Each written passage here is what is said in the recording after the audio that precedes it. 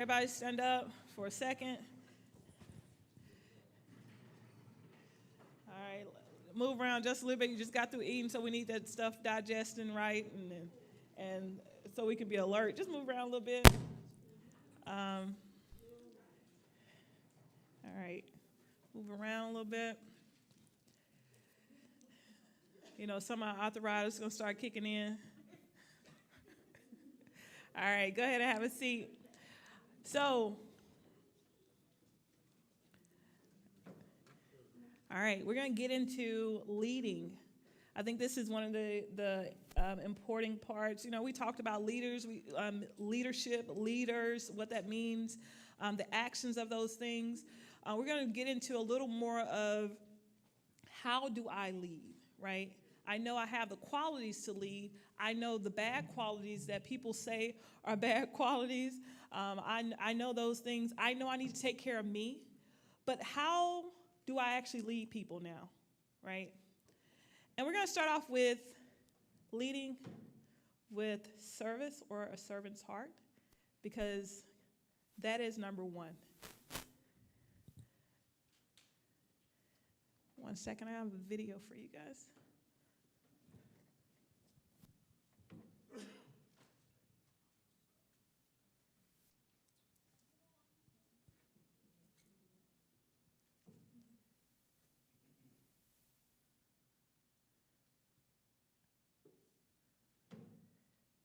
Well, I thought I had a video for you.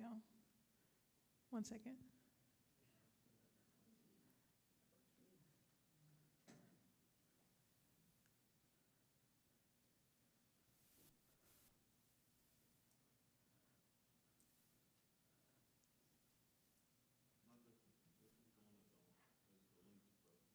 Oh. All right, let's go to the next one. Just skip that slide. Let's go to the next one. But I'll talk about it just for a second. I think one of the things that we have to remember that when you're looking to be a leader, the question you need to always start is why, right? So why do I want to lead people? What is the service that I want to render to people when I'm leading, right? How can I service someone else? If your thought of being a leader is because I want to be in front, because I want to make the decisions, and it's not because I actually want to serve the community, right? So you guys have Fresh Church, right? And so why is Fresh Church here? I'm sure it's here for a service, right? You want to service the community. You want to help the people. You want people to operate in a whole place. You want to basically change the whole city, right? That's a service. There's an action required for that. So leading with the service heart, a servant heart, meaning you have to do something in order to lead. It's not just, I want to be the boss. I'm leading you because I want you to follow me. It's also, I'm leading you because I have a place for you to go, because I know that in the end, it's going to be better for you, right? So leading with the servant's heart, understanding your motives when leading. What are your motives? Why did you want that title of youth pastor? I say that, y'all, because Caden is in the room. He's probably our youngest leader. Every day he tells us he's going to be the youth pastor somewhere. So, Caden, you got to listen. Why do you want to be the youth pastor? What's the motives behind why do you want to do what you want to do?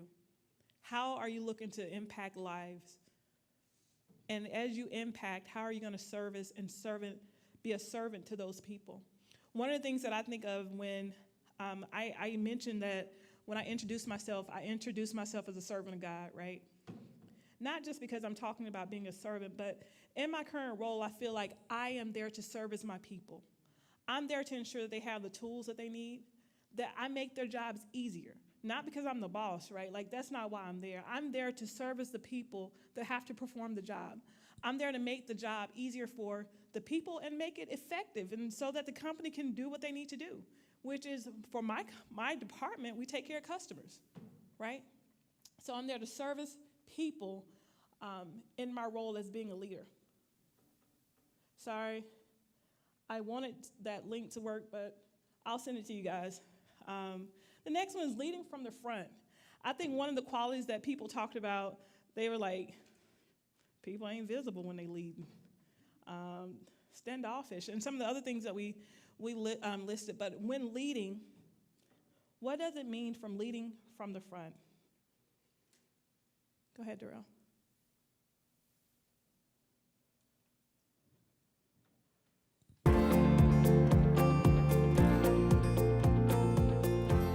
Leadership, I think, to me, is not the same as management, right? Management is about when you have a group, an organization or a group of people, and you have to figure out how to get them organized to achieve a goal, and leadership will include that, but leadership is also about motivating and getting people to follow you. There's a term called leading from the front, and I think that comes from military, actually. You know, that great leaders in the military lead from the front. They don't send their troops into battle, they lead their troops into battle. And I think for me personally, that's very important. You never ask someone to do something that you're not in the trenches with them doing it too. And so leading from the front is a very big part of it.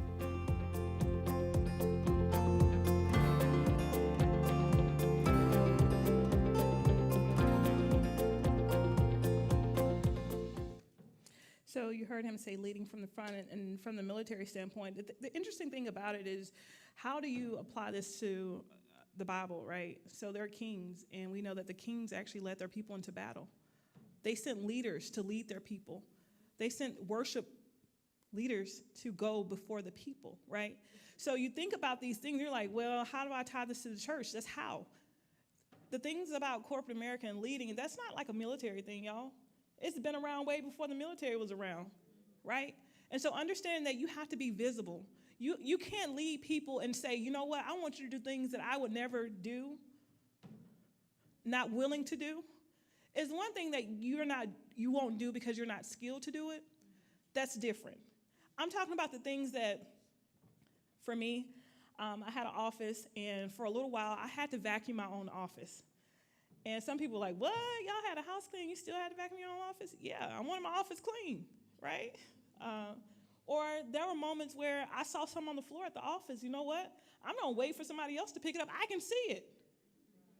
Why do I have to wait for you to pick it up? I'm walking past it, right? As a leader, there are moments where you also, as leading from the front, it's not just so that you can manage everybody. No, that's different too. So leading is not managing the day-to-day operations necessarily.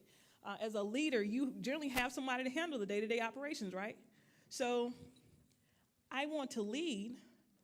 That also says that while I'm leading, I can see the forest, right? You should have access to see everything going on, but you're also willing to get into the trenches if needed. If there's oh my God, I need to lead y'all this way because there's no other way, I can't talk, and I need you guys to follow, right?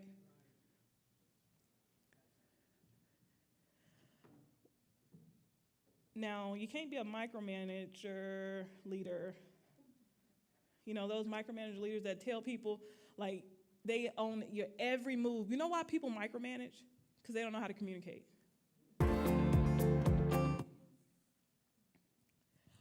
Generally, because what happens is they feel like I am the only person that can get the job done. And I need to watch you to ensure that you get the job done, because I haven't communicated to you to tell you the expectations that I have for you on getting the job done, right? And then they also are micromanagers because they can't give feedback. So they're so afraid to give the feedback, to tell you you're not doing the job that I need you to do. And so now I need to do the job myself, and I need to watch you do the job because I don't even know how to communicate to tell you you're not doing the job the right way. So micromanagers are micromanagers because they're ineffective leaders. So if you're saying, oh my God, I need to always watch people because I'm the only person that can get it right, well, it's because you can't communicate, sorry. So leading from the front is not being a micromanager. That's not the same. Saying that maybe as a leader, you need to take a step back and say, okay, what is it that I'm trying to accomplish, right? What do I want people to do? Where am I trying to lead them? Okay, maybe I need to understand the skills needed for this. So then I can say, hey, all right, I know we're trying to do this. Let's think of something. Let's see. Any ideas of some idea of something that we need done? Personal life. And you're like, how do I lead maybe a group of people to do,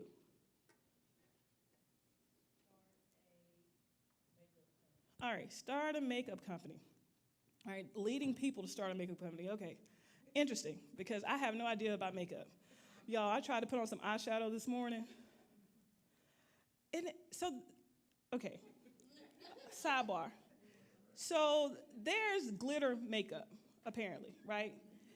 And Darrell showed me a sign. He's trying to let me know I can't get stuck on this. So let me just say this for a second. All right. There's glitter makeup.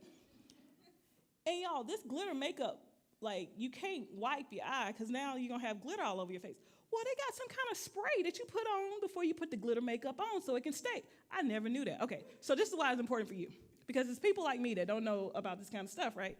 And I don't know how to put on eyeshadow right. I don't even know how to put on mascara right. I try to put on mascara and, like, the mascara always end up on, like, my lid.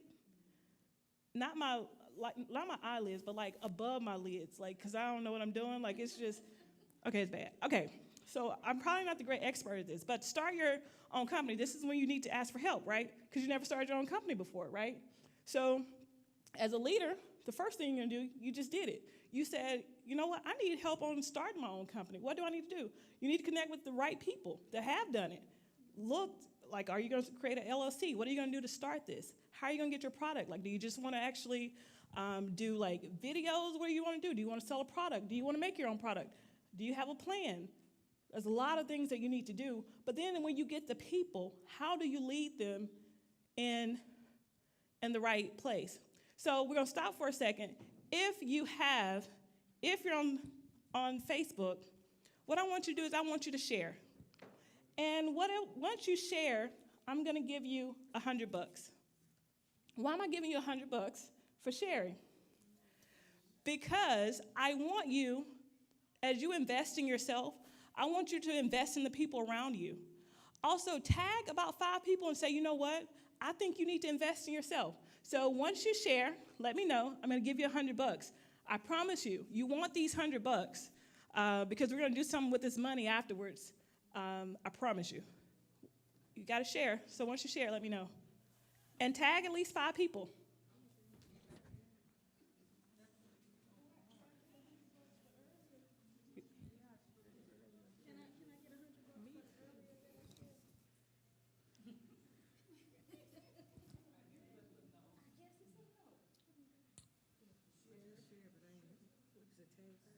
Yep, tag 5 people that you feel like, hey, I want you to continue to grow. I want you to be a leader in the area wherever you are, at the church, in the community.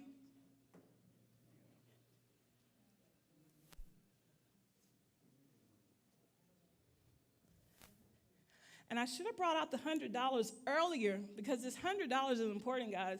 Look, this is an investment for yourself today. I believe that we all invest in ourselves. So this today is an investment in yourself, investment in the ministry, and so it's really important. I owe Miss Townsend an extra $100 for participating from me earlier, and let's see here. You get an extra $100 here.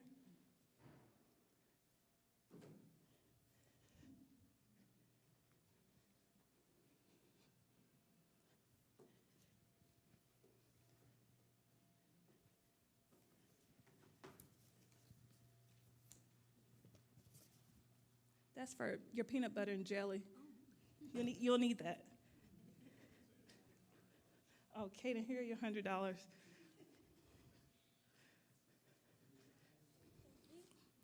All right, I didn't tell you guys this, but I made it in late last night, but I stopped by and got a couple of gifts. Hey, Kaden, do you want to pass these out? A couple gift cards. So just know it's because you guys are investing in yourself. And I think sometimes when you sow seeds, your time is a seed. You're investing in yourself. You're sowing a seed into yourself today. And you should see some results from your seeds, right? And so you'll see some early results. One, you're already seeing money already on the table. All right.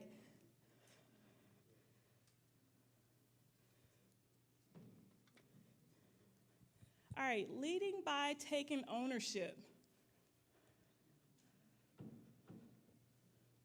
I have a video for you guys. I think this is one of the really funny ones, but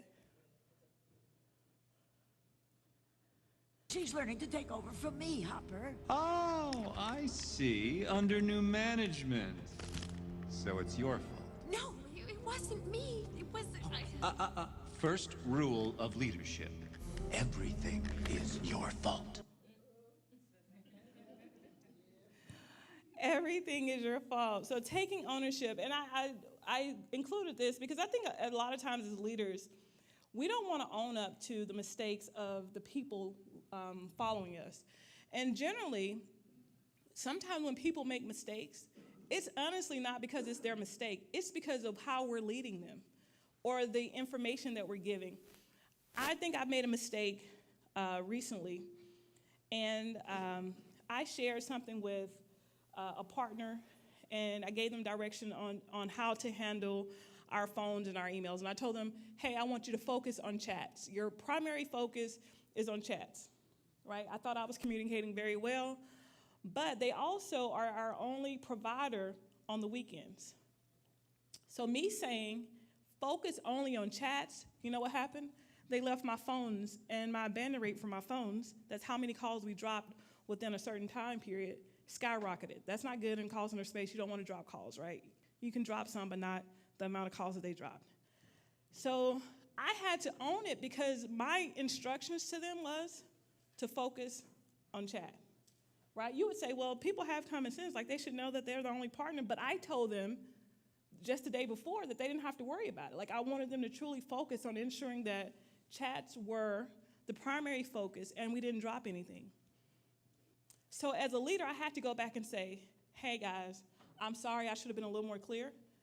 I want you to focus on chat, but I still want to ensure that we don't drop any phone calls. So we need to ensure that we're shifting people the right way, right?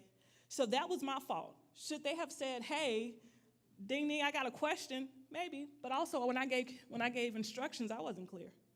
My expectations of what I thought I was saying was not what I was saying, right? And so as a leader, you just have to make sure that you own your mistakes. Own everything. Own your departments. Leading is taking ownership of everything around you, the people around you. Not saying that now, if people are just not doing right, you take the ownership and say, hey, it's okay. No, you take ownership and then you do what you need to do. You provide feedback and say, hey, if you're not able to make these changes, we need to have a different conversation, right? Because sometimes you got to have those conversations people just don't want to do. And I think some people can say this, if you've been in the world, they have a thing that's called skill or will. Is it a skill that you can't do it, or if it's you don't want to do it? A lot of us and a lot of people around us are operating because they don't want to do it, right? And so as a leader, you need to just have that conversation and understand that sometimes it is a skill issue. And people just need to be trained. And once again, if you help and you're taking ownership and leading them, you'll know that, hey, I didn't do my part. I didn't set the right responsibilities or the roles right. Maybe I thought somebody else would be handling it, and they didn't. So I just kind of thought you would pick it up. Well, you didn't put that in my original roles. I didn't know I needed to own that, right? So it helps people also to understand that they can own stuff, right? If you don't take ownership, people following you will not take ownership either. So if you're noticing that you have an issue with people taking ownership, check your leadership. Check and see how you're leading. All right, we're going to talk about leading people, like the real people, like your friends. Oh, y'all, that's so hard. I remember taking my first job, and I had a couple friends, and the hardest job was leading them because they didn't they thought that I wasn't going to call them out on stuff, that I wasn't going to hold them accountable, right? No, you crazy? I mean, I can't say that, right? That's not part of leading. I can't just tell people they're crazy. But friends, when you move from a peer role to a potential leadership role, some of your team, the people around you, may expect to get a pass because, we bros, we sisters, we go back, way back, right? Like the Wayback Machine. And they think their poor behavior is okay. Like, they think you should excuse their behavior, their not performing, their inconsistencies, or special treatment. They always want special treatment. Like, you should do this for me. You know what? I talk about the worship team because I'm not on the worship team, and it's just, I'm sorry, Kayla. No, it's not your worship team, okay? It's more likely the real worship team or something like that, or him. I don't know, but like you always want to sing, but you never want to come to practice, or you want to like as a leader. There are moments where you got to have conversations with your friends because they need to understand, look, I need my stuff sounding good, and we got to operate in excellence. So you got to come to practice too. Why you think you're special, right? You're not going to have it like that, right? You're not going to tell them like that. I probably would tell my friends like that because we friends, right? We having a real conversation. But a lot of them expect special treatment, and because they're your friend.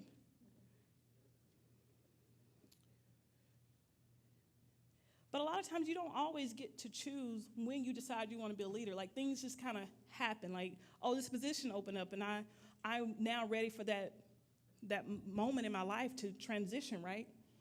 And so one of the hardest things that I thought was really interesting as I've been going through my career, they said that the real reason why it's hard to lead your friends is because you're not the real leader when you're around your friends in the first place. Thought that was interesting. So what are you saying? So when there are opportunities to lead, and I am a leader, even when it's personal relationships and friendships, I should lead. And it makes, when you continue to move on and continue to move up, it makes the relationship easier, and it makes your friends understand what it is, because you're always holding them accountable. You're always staying true to the mission. You're always staying true to yourself. So the issue that people have when leading is they're not true to themselves. So they're trying to be multiple people. Now, there are conversations that you're going to have differently, right, when you're going up, because your mindset is changing. Your perspective is changing. But as a leader, you still should always be about morals and values and, having the moral compass that you should have. And so as a leader, I should always hold people accountable. That means my friends. So if I'm a natural leader, because we're born to lead, you always practice healthy friendships where you are. I'm going to wait till I get into a leadership role, and now I need to actually hold people accountable. It's every time I'm in a position, because I am a leader, I am going to hold people accountable. For instance, Latrice always holds me accountable, y'all. No matter what position I am in my life, she always holds me accountable. Sometimes I don't like it, to be honest. And as a friend, you also have to understand that there are moments where they may not like it, right? But it don't mean y'all gonna stop being friends, because real friends, they're gonna take it. It'll take about 24 hours. Because there are moments that I probably have hung up the phone and I'm like, she's gonna have to give me a couple days, because I really didn't like that, right? But after a couple hours, if I'm mature, because that's the other thing that you need to understand, if your friends are mature enough, they'll be able to take the feedback and continue to go. Then the question that you need to ask yourself is, okay, if I can't be the leader with my friends and hold my friends accountable, one, is that really a friendship? Two, am I really willing to have honest conversations? Because now I need to question, am I really a leader? Because it's a difference when you have to go and lead other people, but if I can't give feedback to the closest people around me, you probably need to question, because also your family, your friends are also going to be some of your biggest supporters too, right? So there are moments where you just need to be able to hold people accountable. I hold people closer to me at a higher standard from an accountability standpoint. I am really hard on people that are close to me if we're friends. And that's probably why Latrice is so hard on me.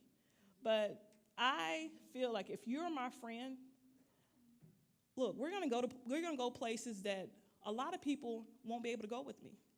I'm gonna tell you more stuff than I tell anybody else.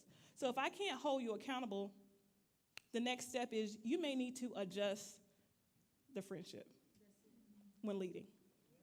Understanding that it's okay to say now our friendship is not that of a friendship anymore, and now we just have a relationship that is a lead-follow relationship, right? And if you can't trust me as a leader, then maybe I shouldn't be your leader in the first place. That's a hard conversation to have with people, right?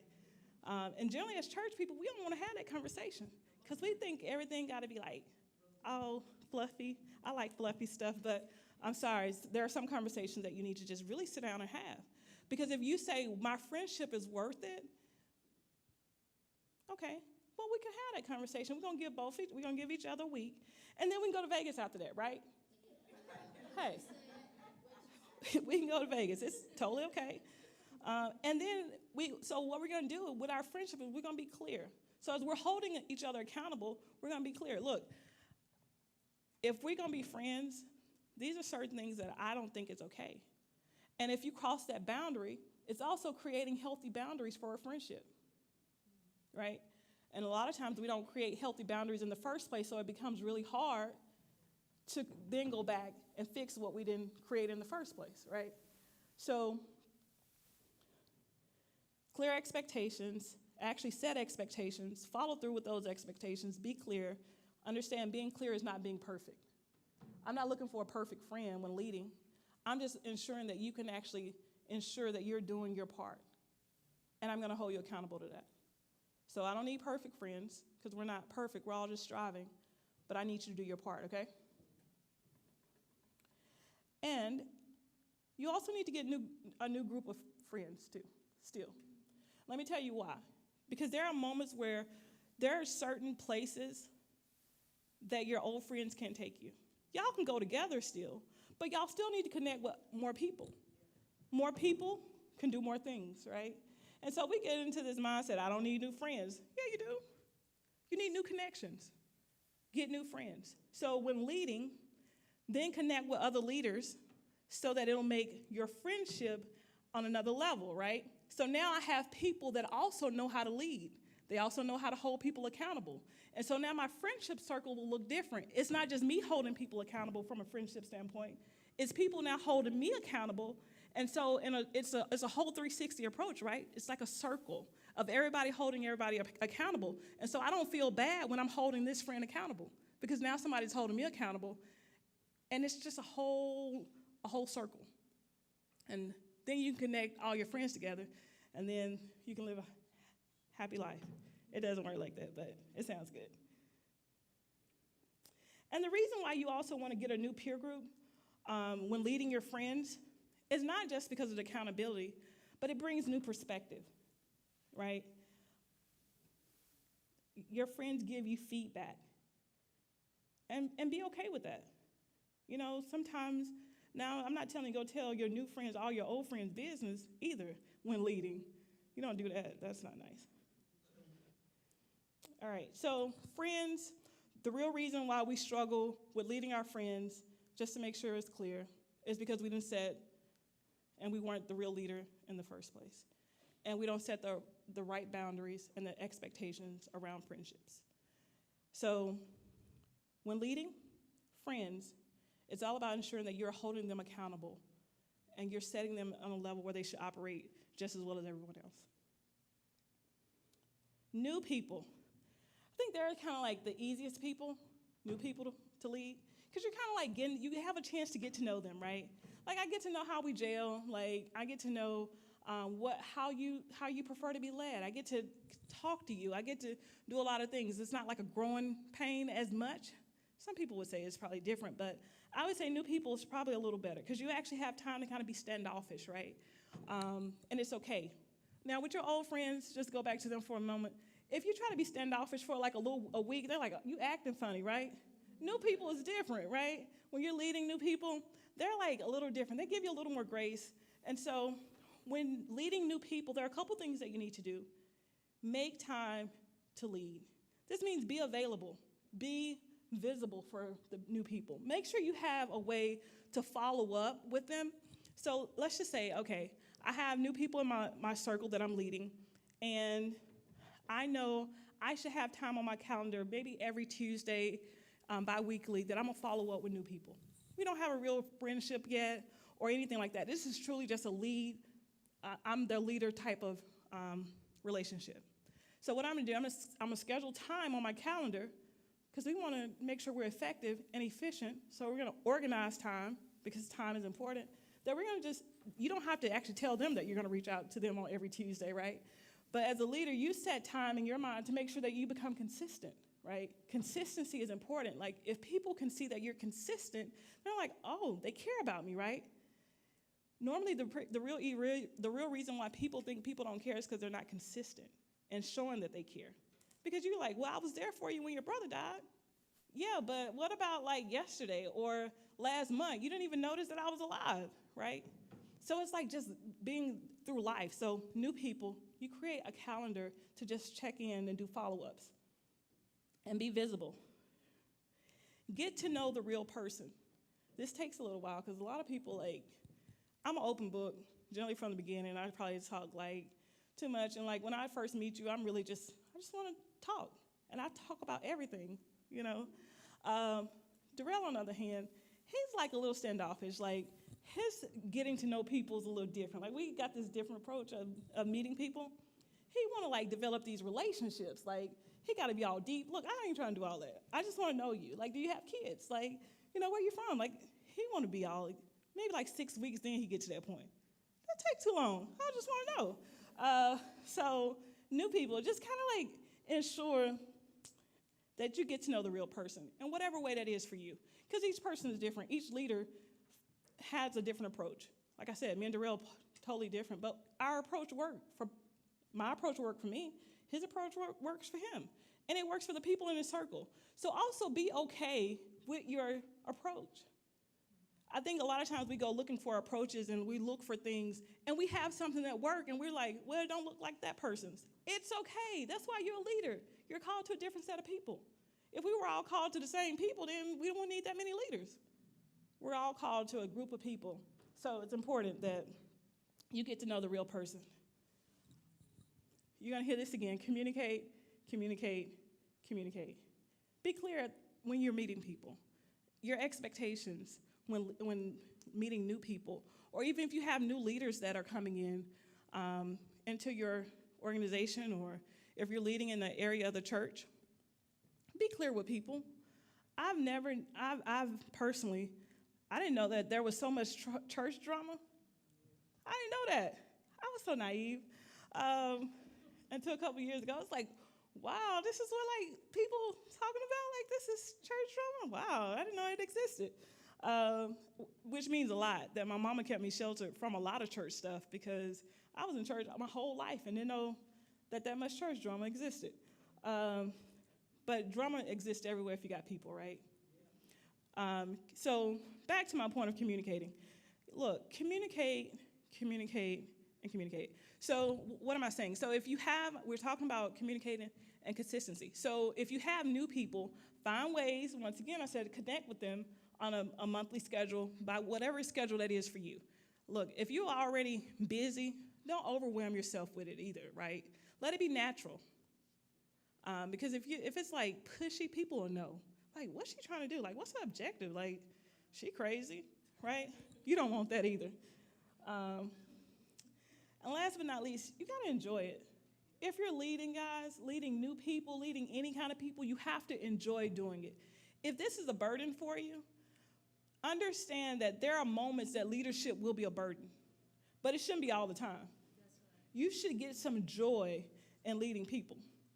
I get so happy when my team performs, but then there are so many moments where I'm like, oh my God, I'm so tired of leading people, right? But I would say 92% of the time I enjoy it. Now the other 8%, it feels like in the 8% of when I'm not enjoying it, it feels like 100%, right? But when I take a step back as a leader, I'm like, you know what? I enjoy leading people. You got to remember why you're doing it too, right? I enjoy developing people. I enjoy changing lives. To know that you're planting a seed to actually impact someone else's life is so important. Community. How do you lead the community, y'all? This is one that's really important to Fresh Church because You guys are here in a new area. You're about to impact this city, right? I read the decree. I'm all the way in Austin. And let me tell you, that decree stuck out to me. I don't know if you guys know it's a decree that Apostle Jackson in Lady Sierra has placed over this city. Y'all, I get chills talking about it, Lord. And I'm not even here to preach or nothing, but just the declaration, it's just amazing to know that people would think and could see a vision that God can give them for a city, a community of people. So how do you lead a community? Know your community. Know your community. What do I mean by knowing your community? Knowing the demographics of people in your area, right? Knowing the statistics around. Like, how many people actually live in West Point? Does anyone know? It's 13,000, I believe, in the county.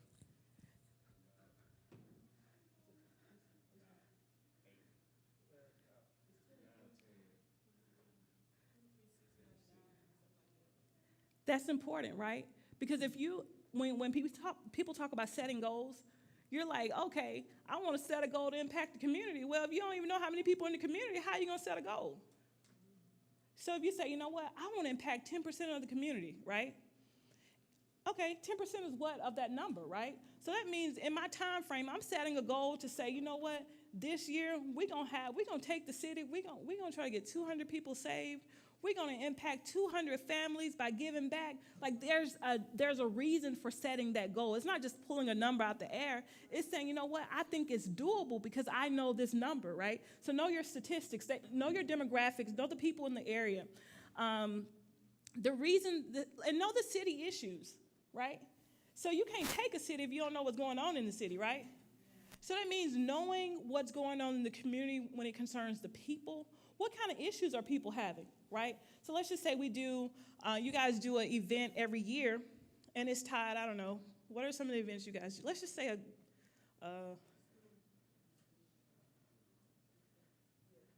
backpacks, okay.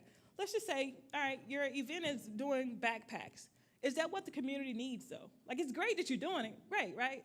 But is that really the need, right?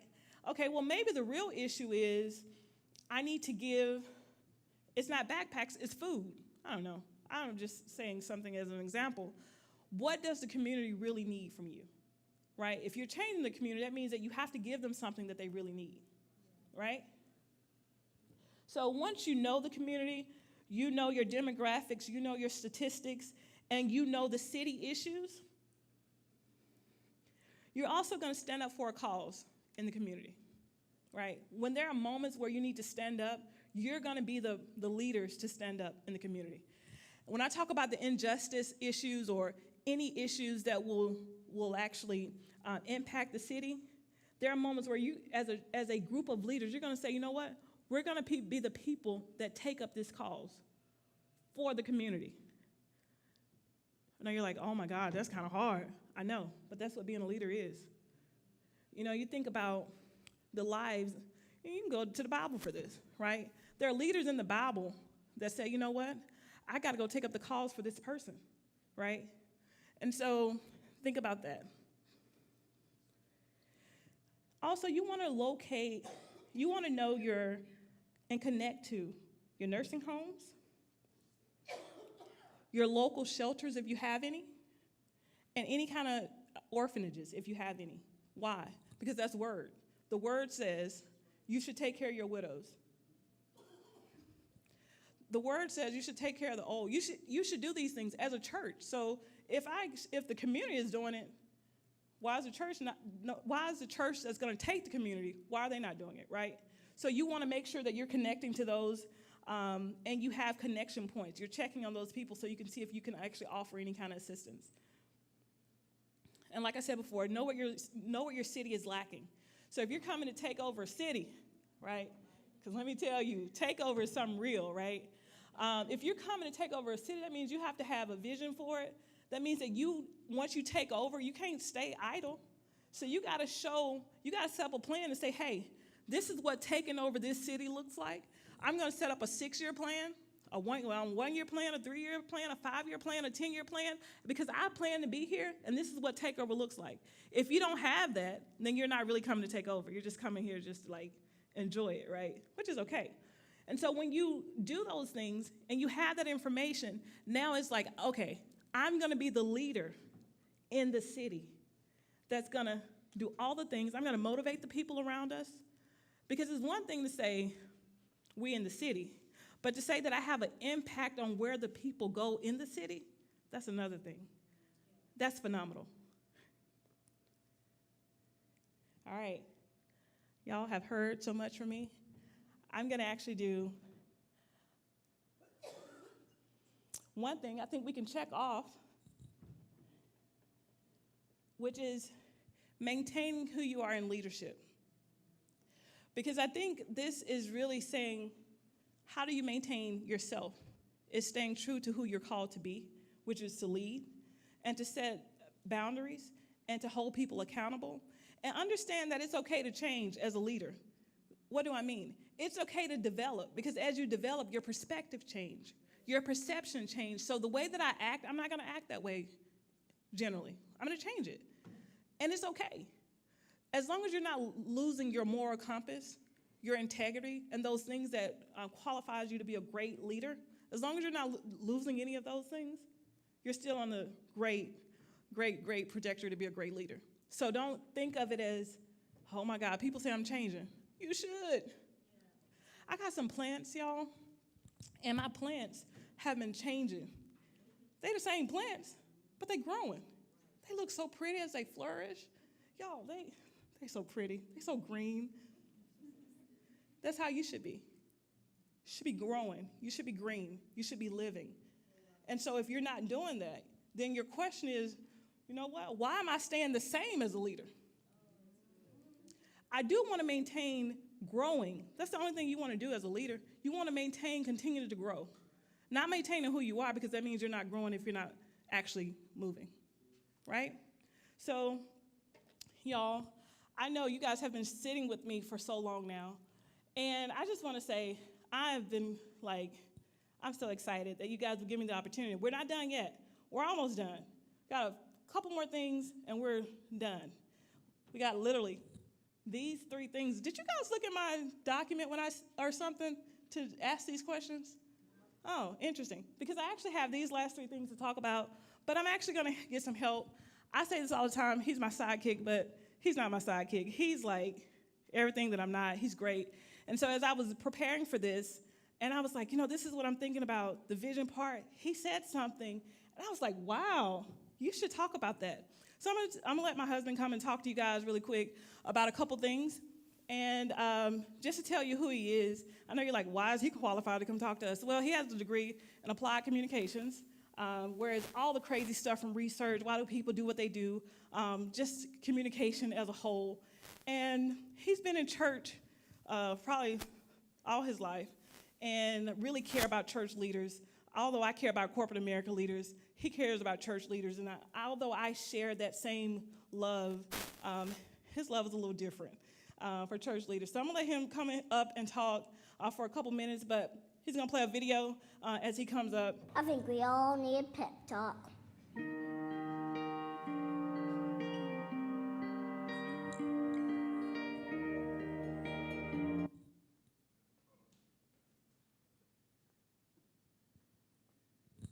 And I think this pep talk is really good as we transition over, because I really want you guys to apply this stuff. Let's get a pep talk. I think we all need a pep talk.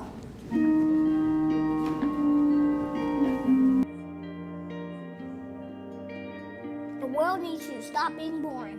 Yeah, you. Boring is easy. Everybody can be boring, but you're gooder than that. Life is not a game, people.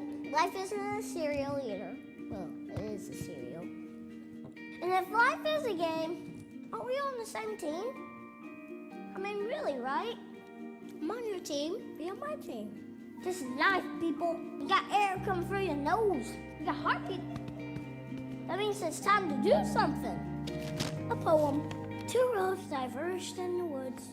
and I took the road less traveled. And it hurt, man! Really bad. Rocks, thorns, and glass. My pants broke. Wah! Not cool, Robert Frost. But what if there really were two paths? I want to be in the one that leads to awesome. It's like that dude Journey said, don't stop believing unless you dream stupid. Then you should get a better dream. I think that's how it goes. Get a better dream and keep going. Keep going, and keep going. What if Michael Jordan have quit? Well, he did quit. No, he retired. Yeah, yes, he retired. But before that, in high school, what if he quit when he didn't make the team?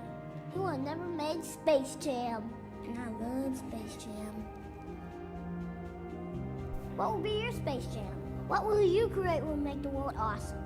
Nothing if you keep sitting there. That's why I'm talking to you today. This is your time. This is my time. It's our time. We can make every day better for each other. If we're all on the same team, let's start acting like it. We got work to do. We can cry about it or we can dance about it. We were made to be awesome. Let's get out there.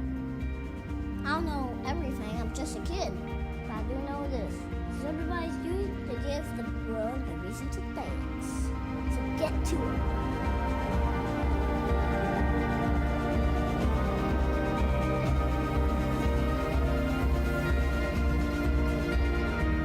You've just been pep talked. Create something that will make the world awesome. You just been pep talks. Well, you might have to turn this down. I'm a little louder than Michelle. And like she said, I have gone to school for applied communication studies. So we've been talking about communication, which is my favorite thing to talk about. But as we jump into this next portion, I want to kind of connect everything Michelle's talked about and bring it full circle to our day-to-day operations and how we can make it realistic and put everything she said into action. Does that make sense? So first thing we're going to talk about is vision. However, do you know the vision? Is everyone here? Fresh Church? Is everyone here? Here? Yeah. But I know we got people watching who may not be, so I'll ask that question. Do you know the vision of the leader that you follow? Can anyone tell me the vision of the leader that they follow? You all in here, Fresh Church. If you're watching online, you can just go ahead and type in your leader's vision. But do you know anyone?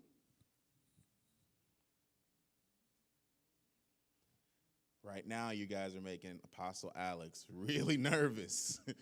Does anyone? Anyone?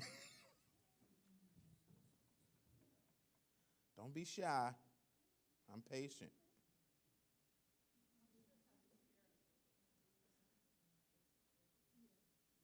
Oh, say it in the mic. She was gone. She had half of it.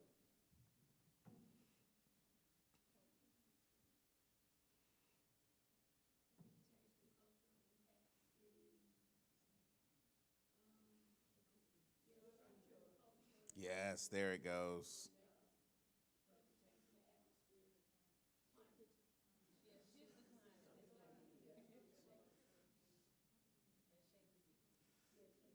All right.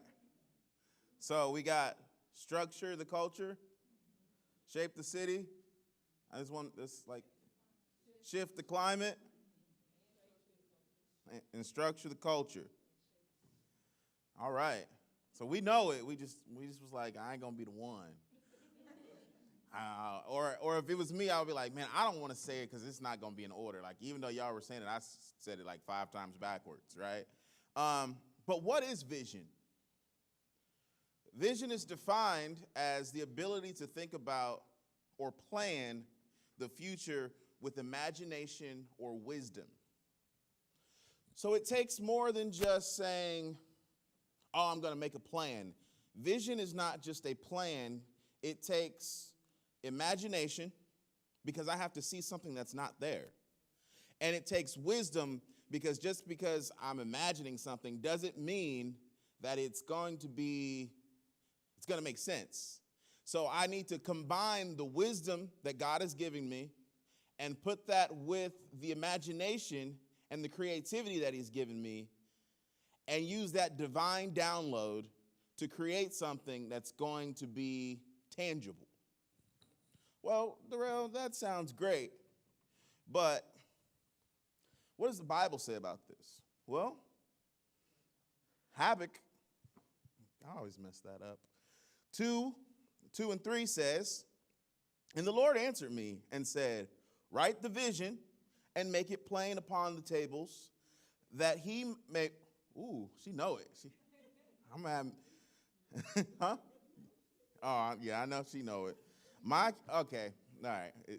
I have a lot of these moments. Michelle had like 3. I'll have more, okay? Because that's just how I am.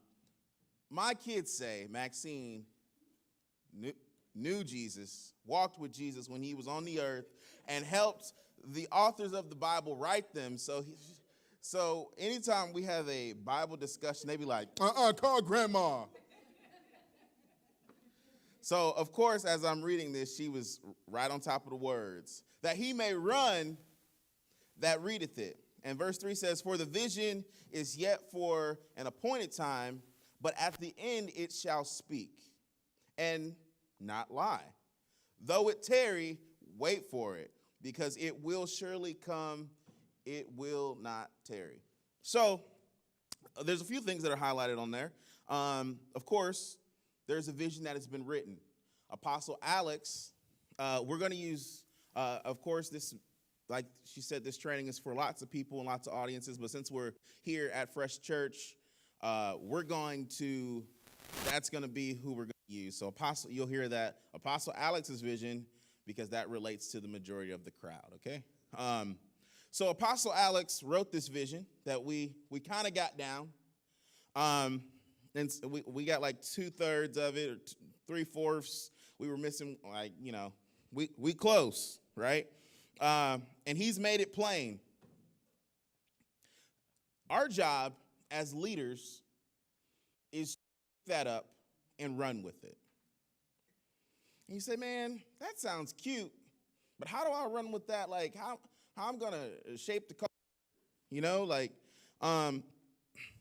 and because when you run with it, that's how the vision speaks. But if you never pick it up and run with it, it'll just be a silent vision, which is a dream, and dreams don't come to pass if you don't put them into action. So, more about vision. Vision is actually the DNA. Vision is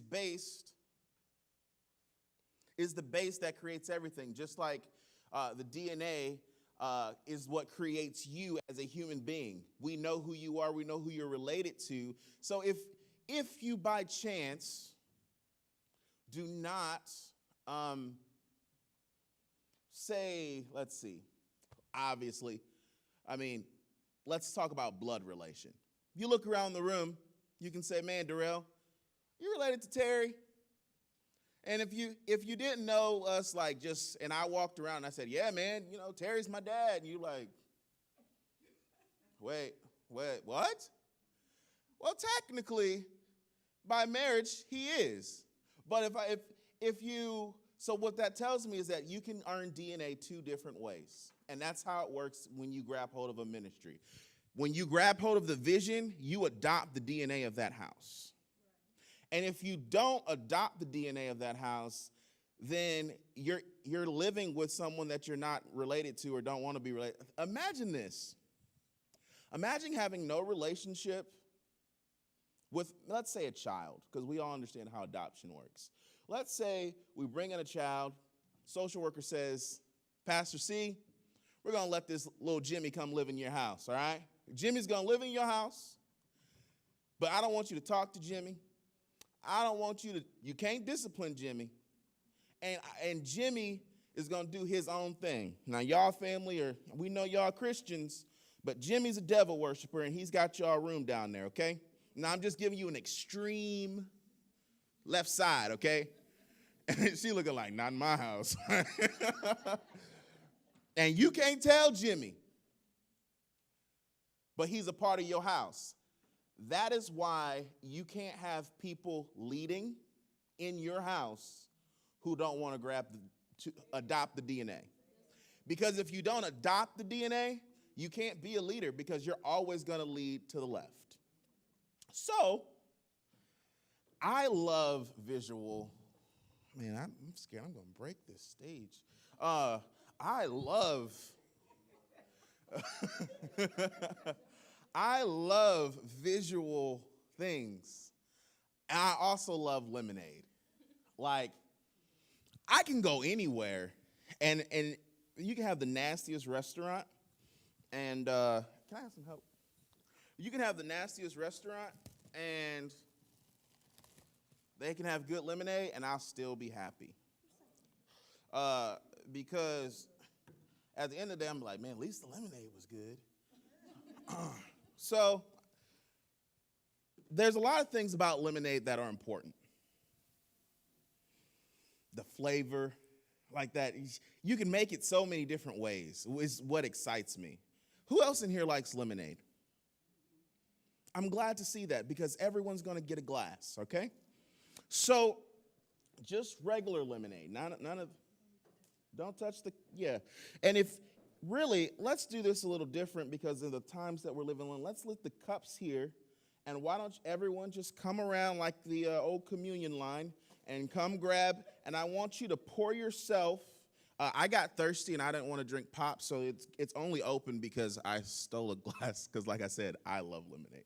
So we'll just go, ladies first. We'll start back here, and you guys just come on down. You grab yourself a cup of lemonade, and when you grab it, do not drink it. Just take it back to your table, okay? And I know that's going to be hard for some of us, but let me tell you, and this is a cheap plug for Milo's lemonade, okay? If you like lemonade and don't want to make your own, go to Walmart and buy Milo's lemonade. I mean, if you don't like Milo's, if you don't want to pay for the Simply lemonade, Milo's is a good alternative.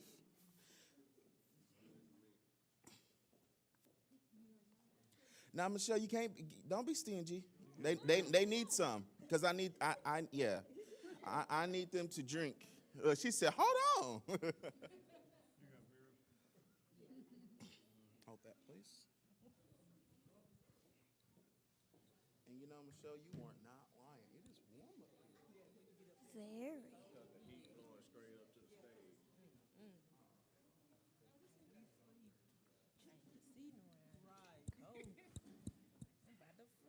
I got you. So, thank you. I'm done. Thank you. Yes, I know it was the blood, you know.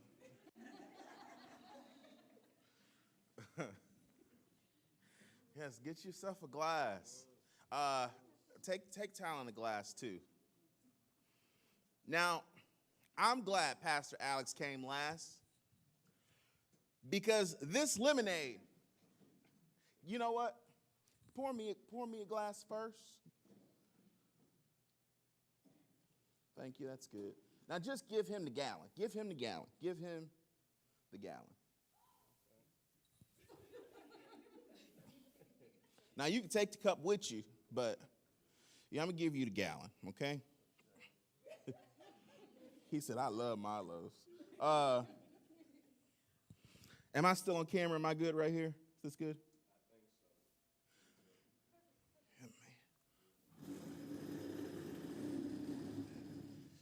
There we go. Everything matters, right? What's the point of having a demonstration if you ain't on camera? We'll get there. Trust me.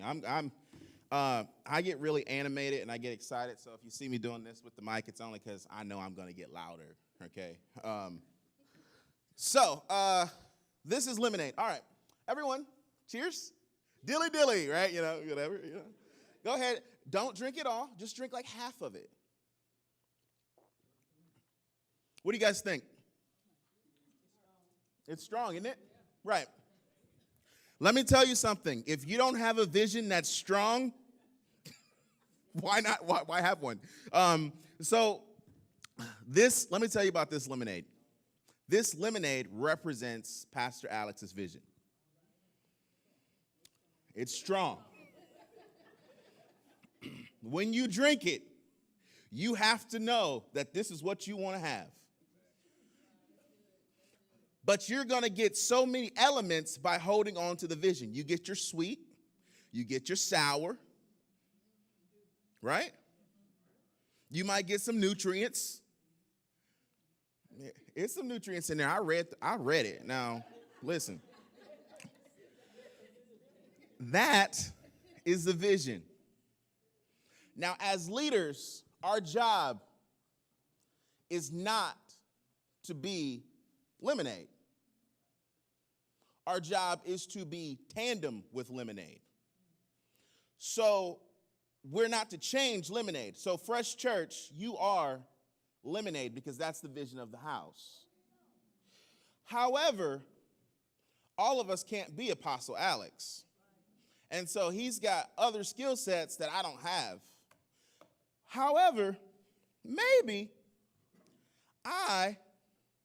if you can go to the next slide, maybe I am peach lemonade. Because as leaders, we enhance the vision. She said, yeah, I'll enhance that one. See, but I haven't changed. Go ahead and just take some and pass it down. I haven't changed who the vision is. Now, in other crowds, I take some sweet tea with the lemonade. And I'm going to just put this one down here and pass it this way because I see where that's going. And so now, no, go back one more, I'm sorry. Go back slide-wise. Now, then there's strawberry lemonade. Hey, Tyler, can you go back one slide? So look, we got raspberry lemonade, blueberry lemonade, strawberry lemonade, peach lemonade. There are lots of things that mix with lemonade. And as leaders, our job is never to change the vision, only to enhance it. And if we can learn that everything don't mix. And so when people come to the church and they say, Michelle, bring me your lemonade. And they say this is a triple shot Starbucks cappuccino thingy. I just fell on the mic. It's all good. And now, what brave soul? Come on, Caden, man. I'm glad you in on it. Yeah, you in on it. Look, I'm glad I got my kids here today, buddy, because y'all adults, y'all are no fun.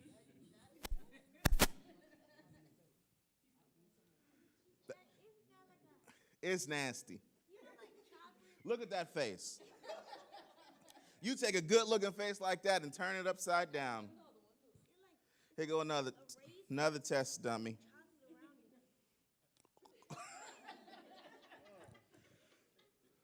There will be people who have a strong brand that will come into this church and say they are leaders, leading in the coffee realm. But this is not the coffee church. This is the lemonade church. And if you're not careful, you will have leaders who try to lead your people in the opposite direction, and it's going to put a nasty taste in the community's mouth. Number 2, oh man. You guys like ocean sprays? Next slide. They have so many different flavors. But you know what they don't have? They don't have lemonade. And this one right here is near and dear to my heart. Has anyone ever had this pink cranberry? It's good. Any volunteers? It's missed. Okay. You come on down. I'm letting y'all get y'all steps in. Y'all been sitting a long time. Come on down if you want to taste this. Because this is what it is. This is how we grab vision. Leave me one, because it's going to go fast once people start drinking it. There we go.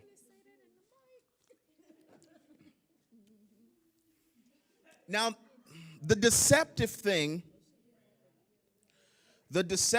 about this one, and you'll taste it after you drink it. The deceptive thing about pink cranberry juice is that it almost tastes like lemonade. But here's the thing. It's not lemonade. These are the second type of leaders we have to watch out for. People who look like lemonade, sound like lemonade, look like you got, oh, well, she's strawberry lemonade and we the same color. But you not lemonade, sweetheart, you cranberry juice. And if you operate as a leader that's cranberry juice, you still didn't left the vision. Now, if you can, the great thing about this cranberry juice is you can take lemonade and pour it in there and infuse the vision to make cranberry lemonade. However, if sweetheart said, man, I'm good all by myself, she's not a leader. She can't lead here because she won't buy into the vision. Last thing. Last one. Of course, there's some pictures up there like mixing Coke with lemonade. It's gross. Oh, my God. Whew. All right. These are the last type of leaders we have to watch out for. This is how because as leaders, our job is to guard the vision, right? Because we're replicating it. So if we're not guarding it, we can't replicate. Other people are going to replicate things that aren't supposed to be there. So as leaders, we replicate the vision, or we take it and infuse it, add to it, but never take away from it. Water. So I don't like water. Not even about to lie in church. Not going to lie, period. I don't like water. I have these little things. I'm like, oh, we got to go buy some more water enhancer. You know, little squirts you put in there. Make it save my life. I do not just like, oh, man, I'm going to go get some water. Like, the problem is when you have a strong vision and a strong mission, and you take someone who does not want to operate in the words like excellence that she used or integrity, what happens is it waters down the vision. And so when you try to spread the vision, it just don't go right. And still, just like coffee and lemonade, puts a bad taste in your mouth. You ever tasted something that just didn't, man, you be like, you need some more sugar. You need some, like, this Kool-Aid ain't right. Y'all need to put another pack in there. Like, that right there, I'm not going to drink this. But I will drink these because, see, if I drink this, that means I'm taking part in the vision. And this is just kind of left field, but it's on point. When you go visit other churches, be careful whose vision you start drinking. Because you might come back home and you might have a contaminated cup. So just gonna sip on my lemonade on that one, okay?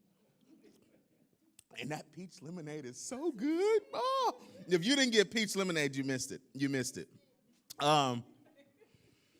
So vision in whole is important. As leaders, this is what we're doing.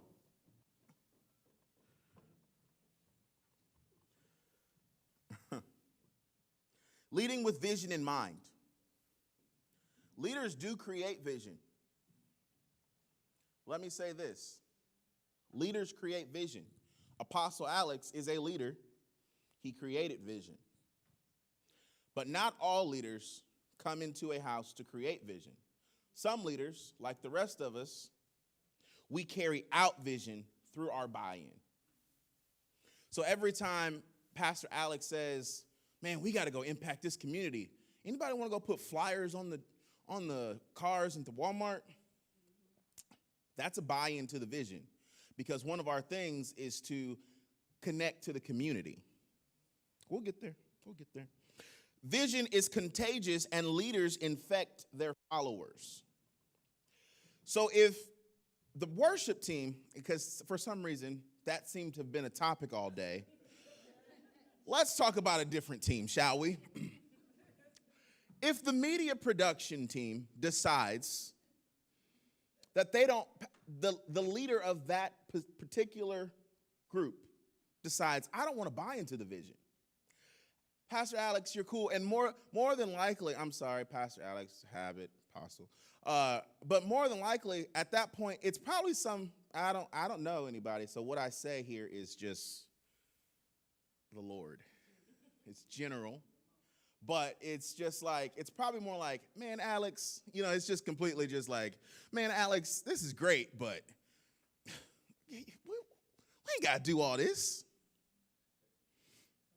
When you have that attitude, everybody who you lead in that department will start to have that attitude. So when I say that vision is contagious and leaders infect their followers, it's because if you don't buy into the vision and you're leading, you'll infect your followers. And if you buy into the vision and everyone under you, you'll infect your followers. Because this is the thing. You are always, as a leader, you are always leading people. The question will be, are you leading them forwards or backwards? Leaders don't change vision, they enhance it. So, how do we connect vision?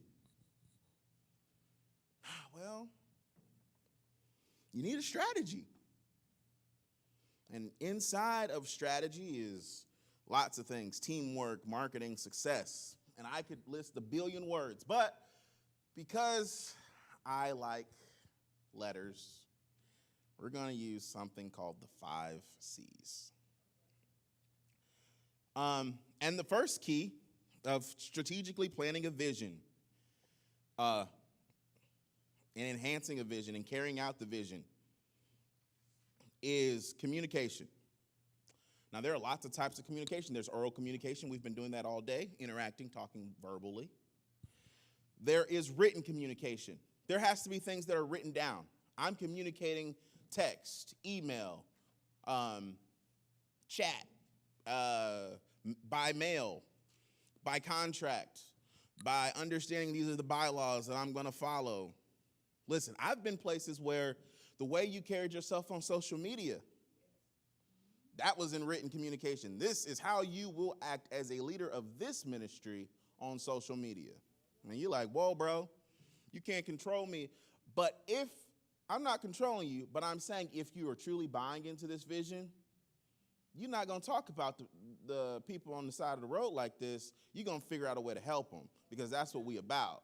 So if you on Facebook blasting, I'm so sick of all these homeless people in West, I don't know if y'all got homeless people, but I'm so sick of all these homeless people in West Point, like somebody just need to run one over on the corner, and you're looking like, whoa, bro, like,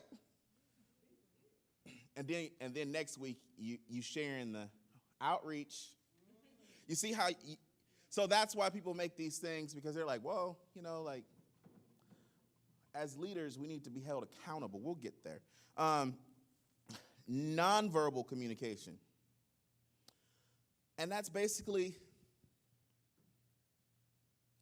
my body language, my facial expressions on a Sunday morning. On a Sunday morning, when Pastor Alex gets up after the worship team has already sang, and he starts singing another song, what does my body language say? Does it say, "Sir, we were done"? Or does it say, all right, I'm gonna follow my leader because he's obviously about to take us somewhere that I couldn't take us. Or I didn't know it's not that you couldn't, but maybe you didn't know that's what we needed to be. And so that's once again understanding that the lemonade knows what lemonade needs.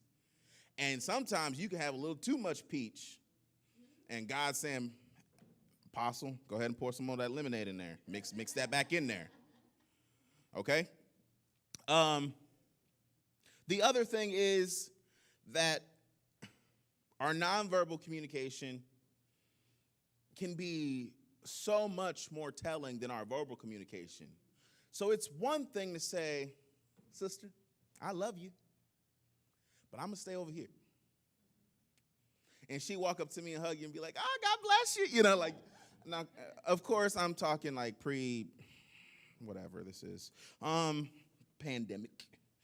But, you know, like, be genuine in your verbal communication, your written communication, and in your nonverbal communication. Because if your body language say, "Girl, I don't like you," people pick that up and they be like, "Man, Maxine said she loved me, but the way she be looking at me, and she always judging me. You see how her face frowned on camera when she did that altar call, and I came down, and she looked right at me when she said, is there anyone else?"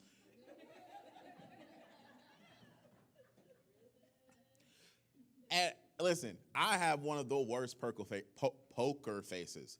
If we are in praise and worship, and I'm happen to be up there leading, and I know, and musicians understand this, I know if I say go back to the bridge,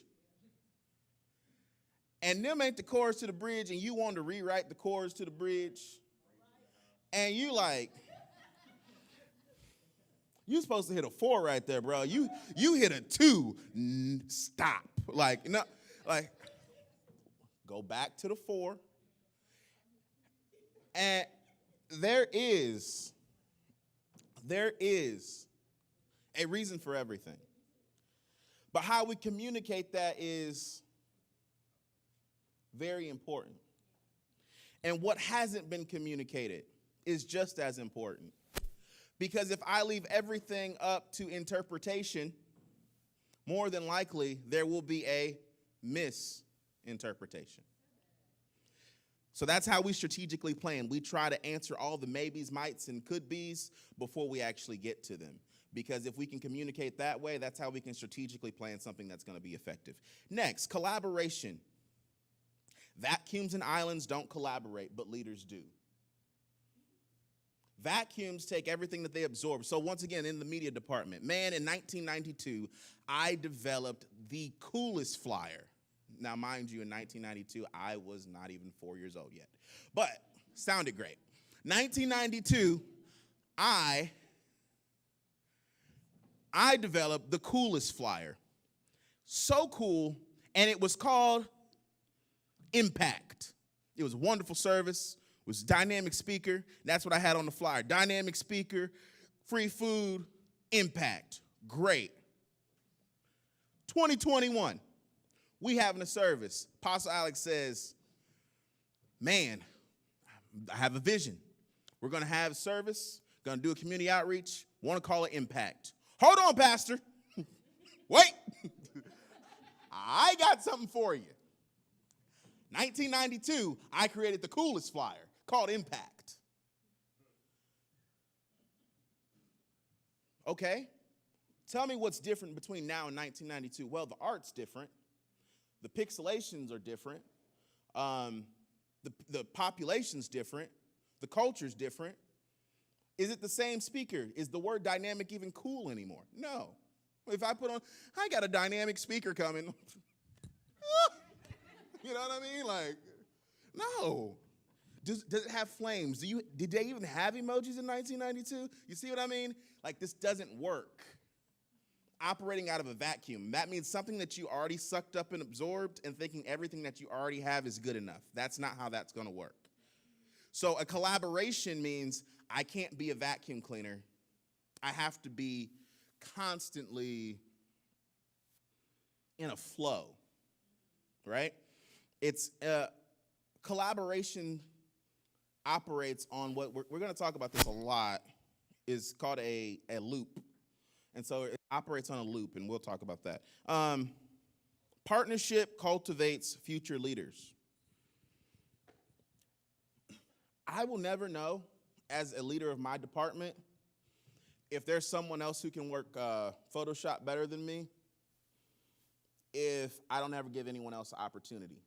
Yeah, I don't know a lot of people's names, so it's really hard for me to just point out people. So if I keep saying the same people, it's because I don't know a lot of people, right? So if Sister Townsend was like, hey, I've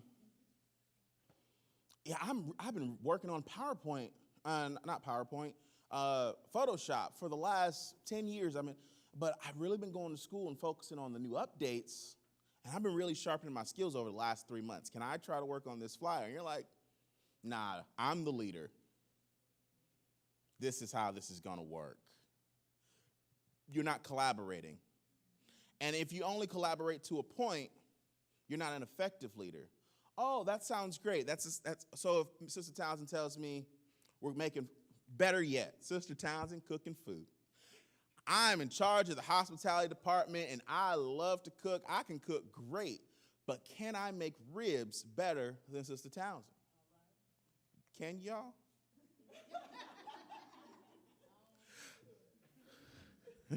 If you could. Listen, if anyone would like to, now, cheap plug here. This is our anniversary weekend. We'll be celebrating 3 years. Our anniversary will be Monday, which is the day we'll be driving on the road, so that's how we're celebrating. But if you guys want to, I don't know, cook something that's really like, man, Darrell, you probably ain't had this. This is Mississippi right here. I'm here for the next couple days. I just want to throw that in there. Anyway, see, I'm collaborating. I'm partnering with you. I'm not operating in what I know. I know American Deli's got good wings. But what else do I know? Nothing. And so if I don't collaborate with you, I am just operating on my own vision. And yes, I will get good chicken wings for the next 2 days and be happy. But how much better would it be if I had some tea cakes or some ribs or, I don't know, whatever else is your specialty here, right? This is how you collaborate. And what it does, it lifts, because everyone feels a part, which brings us to our next slide. It makes connection and community. I kind of couldn't decide which one was better, so we used both. Because our goal is community. It's crazy. We talk to people at church all the time, and recently a lot of people have been saying, man, we just want to be connected. We just want a community where our kids can have people. We have believers who have people, and it's great we got our family, but what about our church family? Or how connected are we? And without connection, you can't build a community. If you're not willing to reach out as a leader, you can't build a community, and that's what people want. People want to be a part. But if I'm always standoffish, listen, and this is something I had to learn as in my years of church experience. I love to be that guy. Church dismissed. Not because, and I'm thinking I'm hungry, I'm tired, I got other stuff I can do. You know what I mean? I love y'all. But what suffered was the community. And so when there was no connections, when people were actually having issues and I've never talked to them and then I call them because that's my job, then then they're like, you didn't, I was, asking for help on Sunday and you jetted out. How are we connecting the vision? That's the strategy. We have to figure out to connect it. And when we connect it, it creates a community that continues to enhance the vision. So we need connection. And it identifies future leaders. Because when I'm connected, I'm like, man, did you know that she had a master's degree? Did you know Latrice wrote 5 books? Did you know? Like, I'm sure the 5th one's on its way. So you know what I mean? Like, these are things you're like, man, I didn't know she was an author. I didn't know she could sing. Did you know he could play the drums like that? Oh, man. Man, I knew Tyler could play the drums. Did y'all know Tyler can sing? He can hold a note? God. You start saying stuff like that. You be like, man. But you only get that through connection. And that's how you cultivate new leaders. Oh, I see something in him. Oh, you can play the piano, but what about being a whole MD? How do we cultivate that? And we only get that through connection, right? And then there's metrics through that. We can have qualitative and quantitative metrics through our connection, which means we can look at it by numbers and we can look at it by how people are, their happy scale is the easy way to put it. Like, how pleased are the people? We can look at that because we'll say, even you can just look at that after Sunday, after church. Man, there used to be a time we get out of church and everybody just leave. And now look, they're staying, they're talking. I hear people talking about going out to dinner together. You can start to measure those metrics like, man. Then you can start doing cool outreaches that like, hey, we're all going to, I don't know what's here, Applebee's. We're all going to Applebee's, and we rented out the place, and they're going to give 10% of the whole place back to Fresh Church. Why? Because we created a community big enough that even when we go to a restaurant, they got to give back to us because we're giving to them. All right, see how it's a loop. We're going to keep talking about this loop. Next, consistency. We got a plan. If there's no planning, there's failure, inevitable. There's got to be an execution of that plan, which means I have a plan for the plan. And then lastly, there's got to be a review for the plan of the plan, which means I'm looking at, did we do that? We said we were going to do that to get to this, but we haven't done that. And so because of that, I'm just going to have to do something different. That's when we reevaluate. So in the review, there's a reevaluation that says, how do I get to point A? Because that's where I was trying to go, and we ended up left field. So I need to get back there. So as we reevaluate, then we go back to the planning process and then back to the execution. And that, once again, is a loop, yes. And then last one is Christ-centered. In church, our goal has to be Christ-centered. Always pointing back to Christ, always bringing him glory. Let our light so shine before men that they may see our good works and glorify the Father. Yes, we're always bringing it back to Jesus. It's always about redemption, right? Bringing it back. And then when we're out in the community, it's Christ-centered. It may not be preaching. It may not be laying on hands, but he gives us clear commands. Feed those who are hungry. Clothe those who are, shelter those who don't have a place, right? We have these things. Still Christ-centered. And I may not pray for them, but I fed them, right? That's my job. So I need to make sure I'm still Christ-centered in everything I do, whether that's in church or out of church. So you have to know what you're leading. Next one. So here is the first example of a loop. Because I've been talking about loops, and so it's important that we know what they are. So this example of a loop, so you have two types of, this is called a feedback loop. What happens is there's an input into a system. Then there's the output, what you performed. Then there's positive feedback. He goes back into the system. The system are your group of leaders meeting to figure out how to produce the next thing. The next. That's what we're looking at. Every time we come in here, we're looking for the now, but we're also looking for the next. And the way we do that is to do constant feedback, saying, I'm going to say what we did good. That's in the negative feedback is just at the top. The only difference is it's negative feedback saying, man, Terrell, you definitely stayed on that one topic too long. I'm sure I'm going to hear that. So,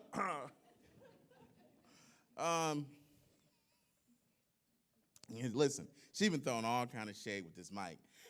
But who has the mic has the power, and guess who has it last? Oh, my goodness.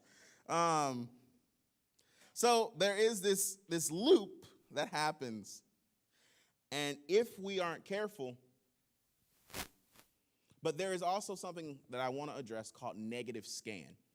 It's a communication term, and negative scan basically means if I'm always, when I reflect and go back to give my feedback, I only can identify negative things, it's impossible for us to continue to grow. Because what happens is it creates a negative culture, which then forces people to push back and push away. Oh. So our negative scan,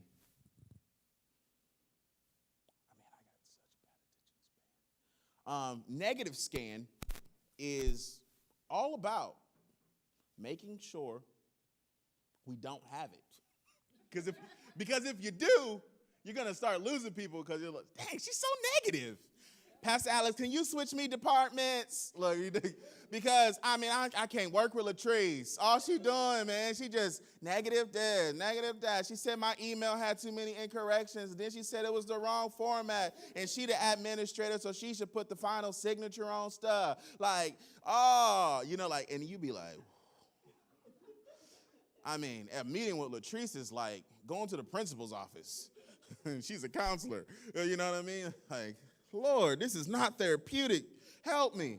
And if that happens, you start losing people, and then you want to say, man, why is the administration of our church getting so unorganized? Well, maybe it's how our feedback, our loop, because when we go back to our system, we're not identifying the good things and enhancing those and cutting out the bad things. We're just kind of pushing people away, right? This next loop is the best one. So I'm going to share this picture. So if you want to try to draw it, you can. But basically, this is how you get to your goals. So basically, there's your goals, and there's your actual performance. All those things go into a comparison,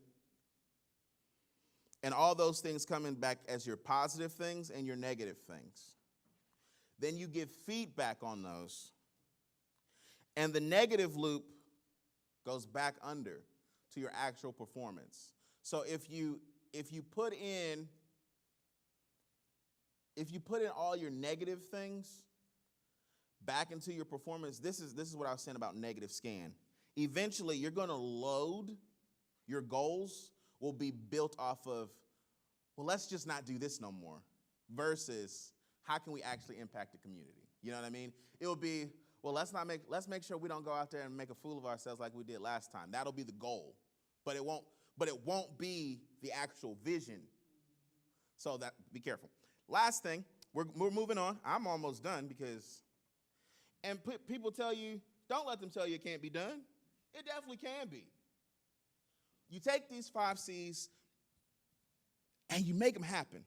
You make the strategy happen. You say, I'm committed to making this happen. I'm gonna make this happen, and it happens through our day-to-day operations. And these are what they are. They are roles and responsibilities. It is communication. It is accountability. It is follow-through, and everyone's been waiting for budget and financing, right? So these are easy, and they're straightforward, plain. Doesn't take a lot of explanation. Okay. Should be in writing. Your roles and responsibilities. They should be in writing.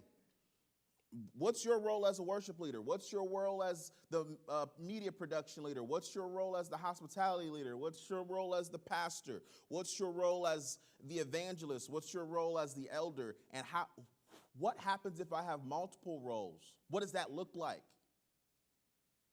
Should be in writing, clear. Then it should be communicated what's been written and agreed on. So you can't say, well, Pastor C, now you know you signed up to be a pastor, but what you didn't know was, no, that's not how that works. So as you build your team on the media team, right? I'm building a team. I'm over it, but I got one person working on social media. I got one person just working on service media. I got one person just kind of being the runner, helping out everywhere, right? So I'm breaking my own team down, and I'm identifying those roles, and I'm doing the same thing that was done from the top, right? So it continues to flow. So I know how many people I need to be successful in my department. Because if you say, man, oh, Pastor, I only need like 2 or 3 people to do, I only need like 2 people to do media. And then you be like, well, 1, 2, 3 cameras. And then we got the computer. We got the sound. Then that don't even include like social media comments during service. That don't include like flyers. Wow. I need a team. Okay. So, but if I just look at it like, it ain't that hard. Pastor, just me and 3 other people can make it happen. No, we need to have a written plan in every department to execute and say, well, this is the. So maybe I would say, I'm not going to do that. Lastly, it needs to be in my purview, which means my department is media production. I used to play piano. I used to sing. Used to be a worship leader. I've been an admin. Right? I've done all those things. But my job and my purview as a leader in this ministry is media production. So I have no right to come up to the worship leader and say, well, I think I'm going to lead next week because,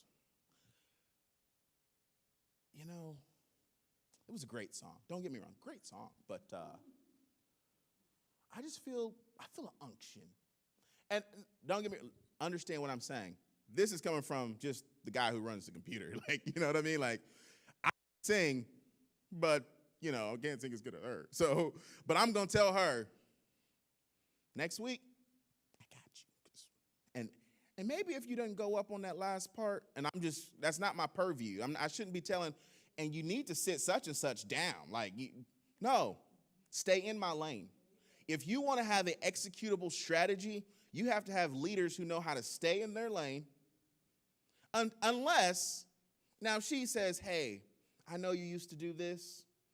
I know this is what you're, what did you think about such, how was the service? Then I have the opportunity to say, are you sure you want me to tell you? And then I can say, this is what I thought. I can give her feedback.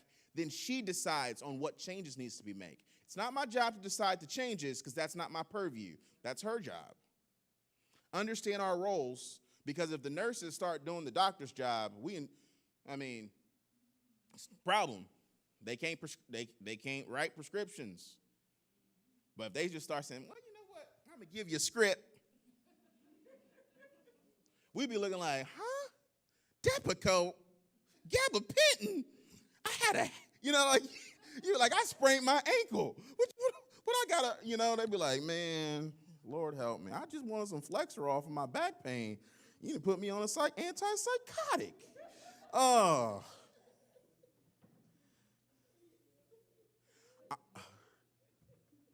That's it. Right there.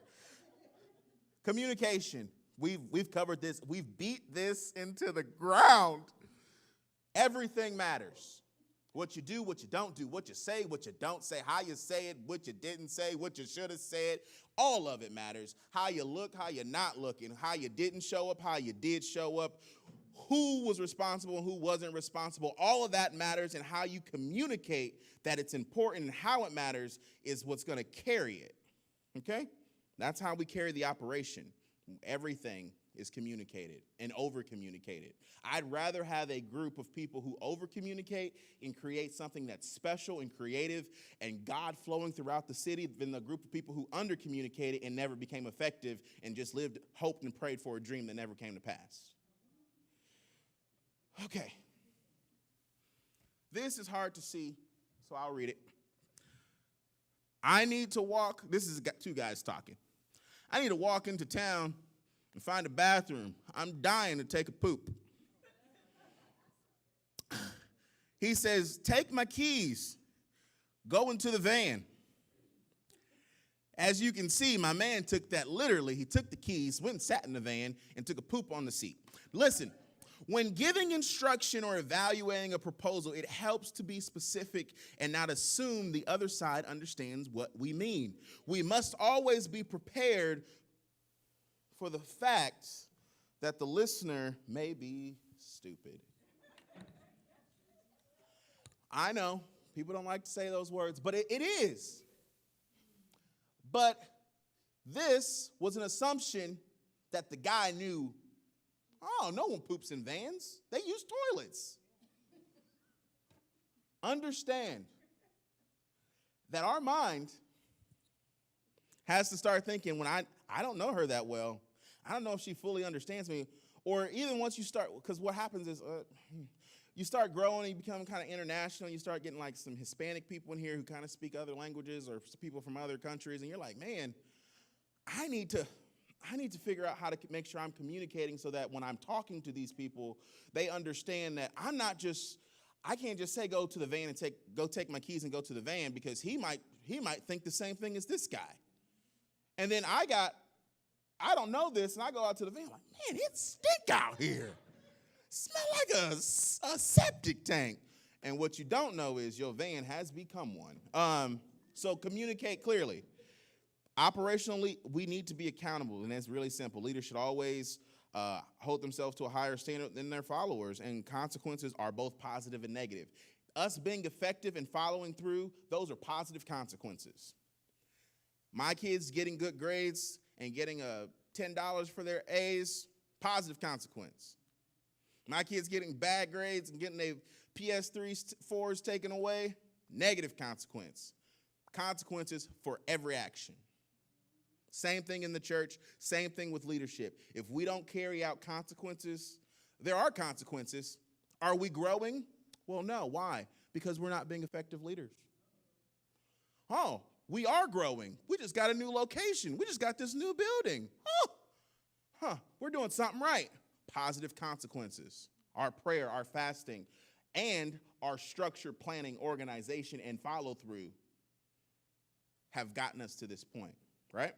Next, most importantly, and almost the last one, budget. Whew. Show me the money. This is what we should understand. Of course, I told Michelle, I said I was messing with her, but not really, I do. But I said, man, oh, the Lord gave me a word. You know, I was fired up, you know. And she said, you're not about to come. You're not about to come up in my leadership meeting trying to preach. And I said, no. I said, I'm just telling you, the Lord gave me a word. It's not for the leadership conference. And she said, well, I'm just saying, don't be up here preaching. So, excuse me if I was up here preaching. But anyway, giving, the Bible says, this is not what the word that God gave me. Anyway, tithing percent. As a leader, we should be leading in every single way. We carry the vision. not just physically, but financially. Ooh. And so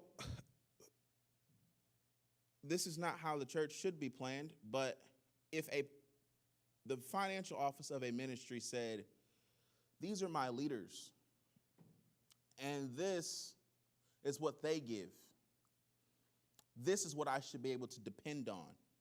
Unfortunately, that's not how it works.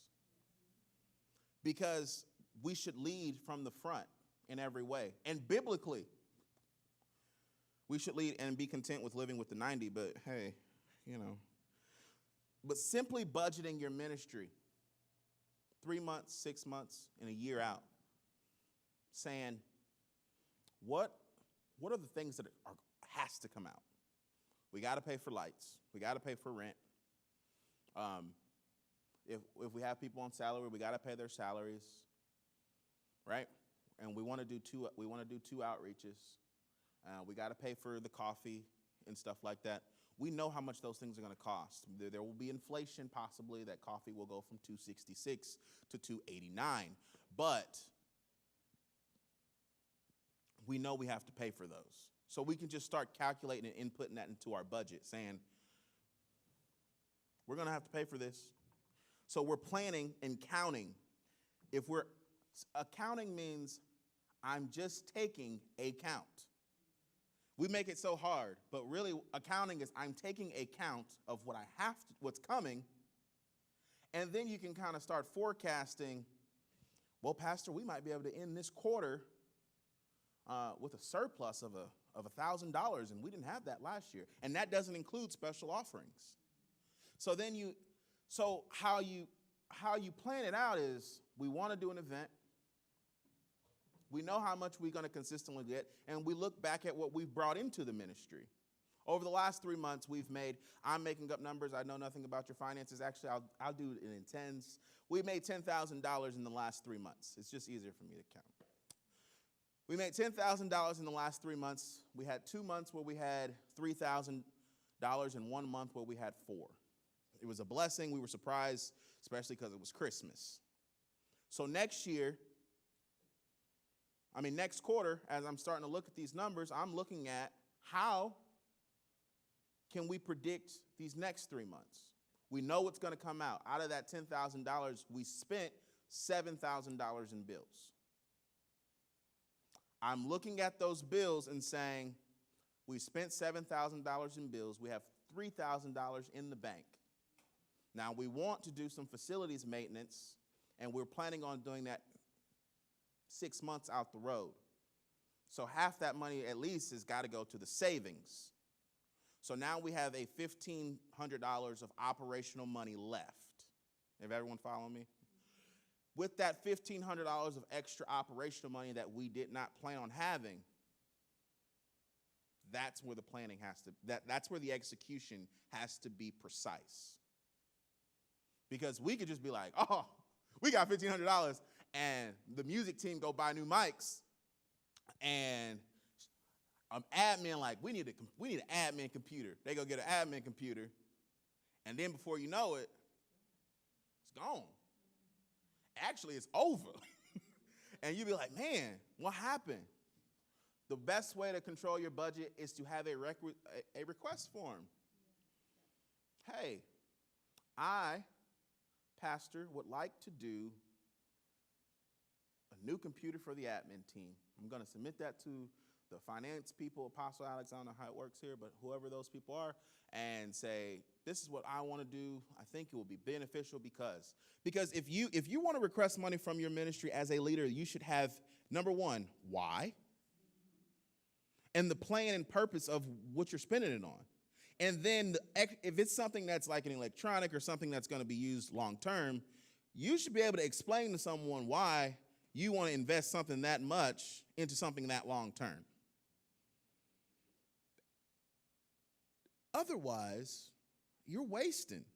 Oh, Pastor Alex, I think we're going to have to get a new computer for the admin. Just,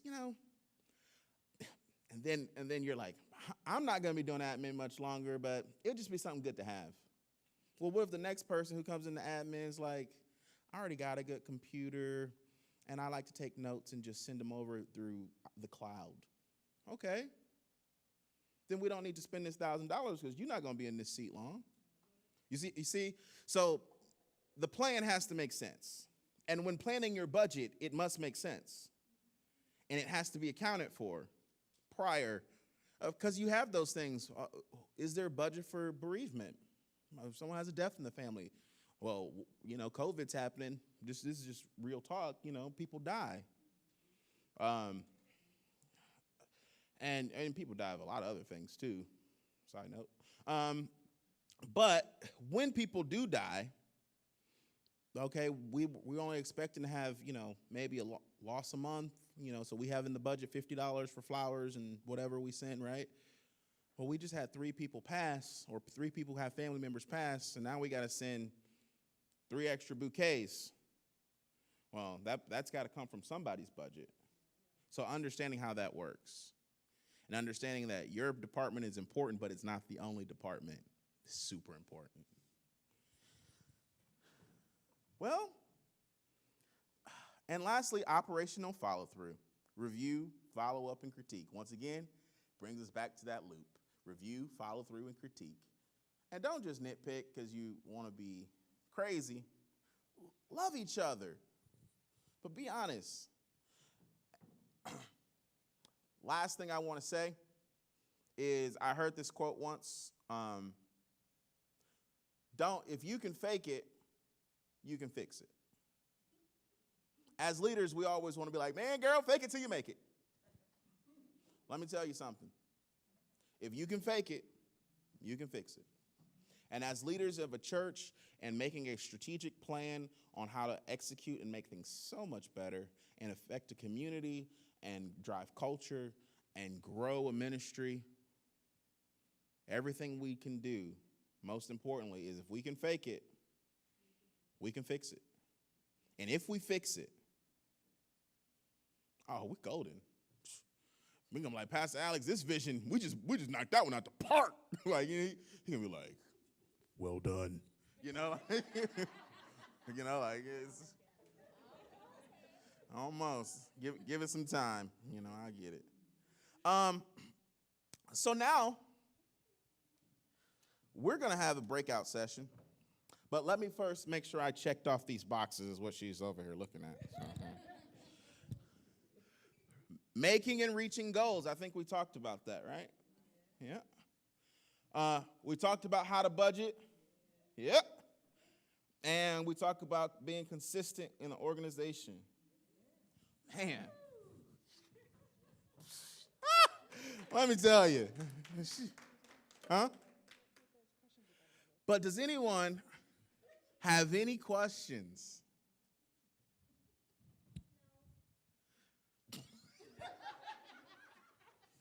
Oh man. So this is a breakout session that this is a clinic breakout session, which means you have work to do. And this one, because it is execution, I'm going to ask that you execute swiftly, okay? So this is what I want. We're going to break you up the room, okay? Let me get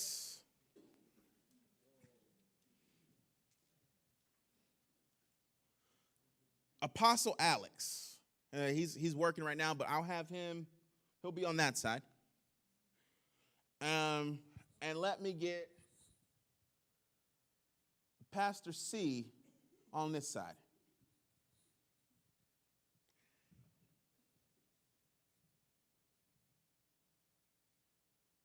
Right.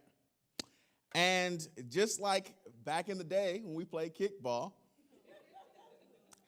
they are going to pick their team out of y'all. Now, look, they're going to pick from all of y'all, which means they got to include Caden and Tylen from top to bottom, youngest to oldest, right? This is what they're picking. Do you want to read it? Sure.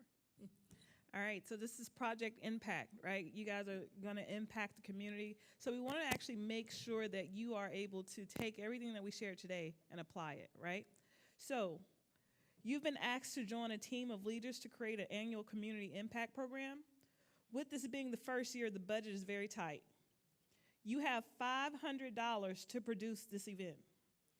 However, because you are such a resourceful team, there is a high level of expectation for this event. You will need to utilize the 5 C's: communication, collaboration, consistency, connection, and for it to be Christ-centered. As your event will be graded with these things in mind. You will also need to develop what the next year looks like, 3, 6, and a 12-month plan. This will need to be a community impact project that will impact the community.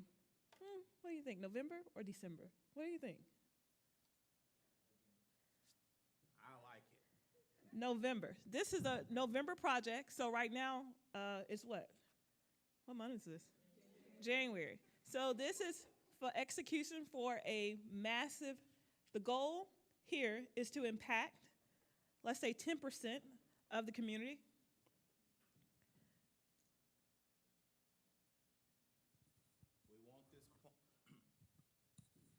The plan should include in this how you're going to do all those things in the 5 C's. Once again, I'll reiterate what those are: communication, collaboration, consistency, connection, and Christ-centered. But really want to elaborate on communication and collaboration because you only have $500. And you cannot go over the budget.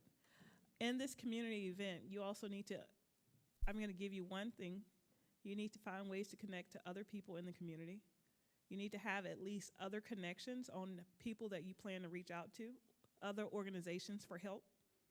You at least need to have 5 listed on the community impact. So we're going to let Pastor C pick first because she's the lady. Up. And we want to make sure you guys include in your presentation what your follow-through will look like throughout the process.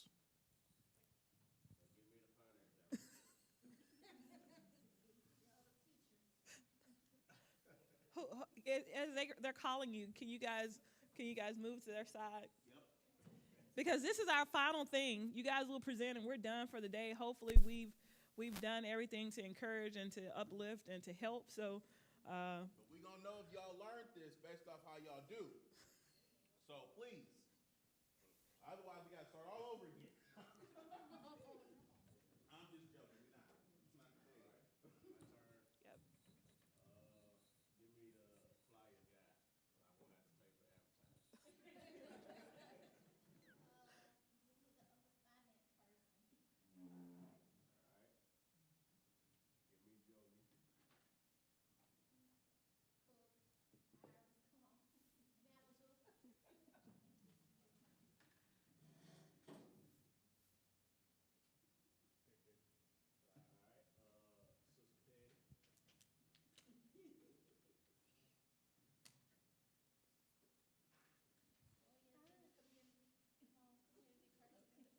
Oh, she's strategic.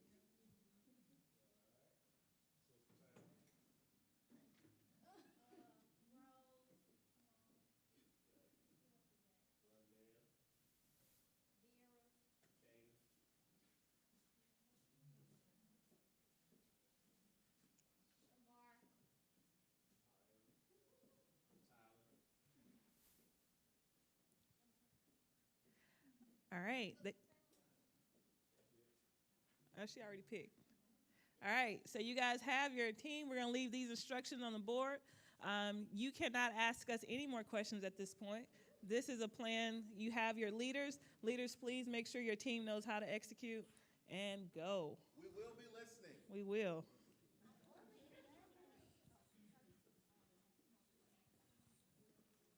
You can actually ask questions. I'm sorry. I just kidding.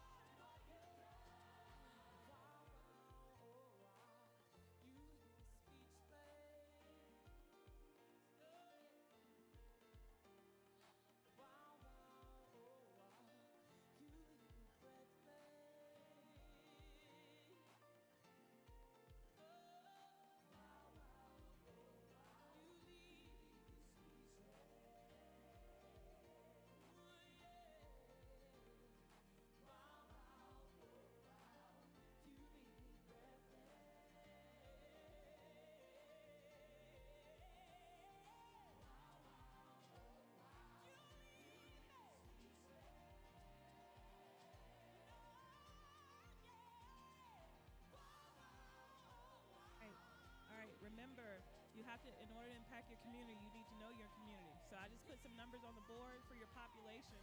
For 2020, it's listed that West Point only has 10,339 people. Your goal is to impact 10%. If you're impacting 10%, that's $1,339. I'm sorry, people. Just wanted to give you that info.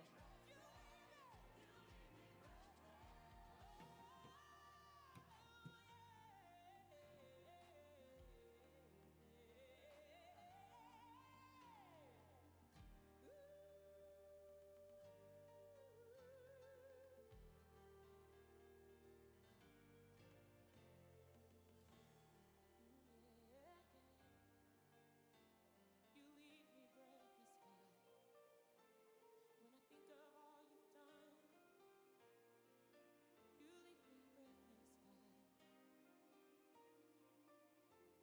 Great are your ways, we give you praise. Holy One, mighty to save, we will rejoice and praise your name forevermore. You will remain. Holy One, mighty to save,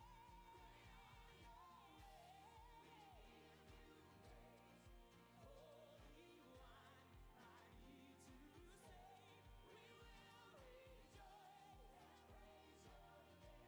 forevermore. You will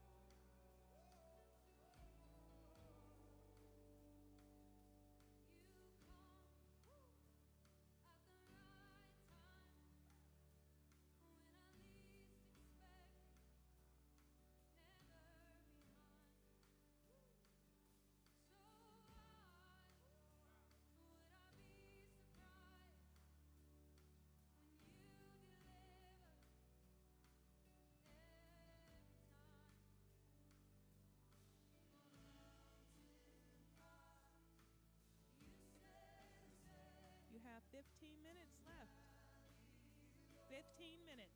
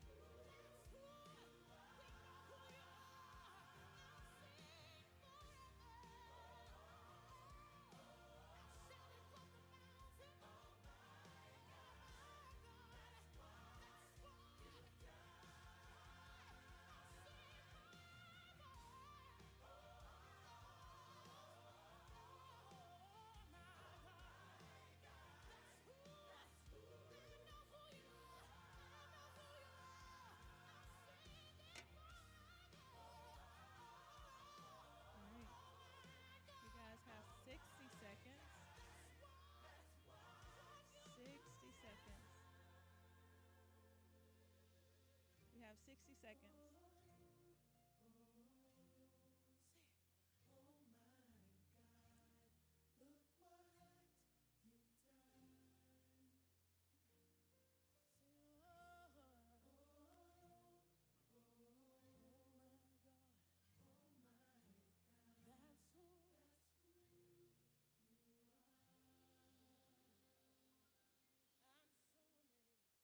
All right, time up. Time is up. All right, so project impact as you guys are finishing. I know you're like, oh my God, how you want me to execute a plan in 30 minutes?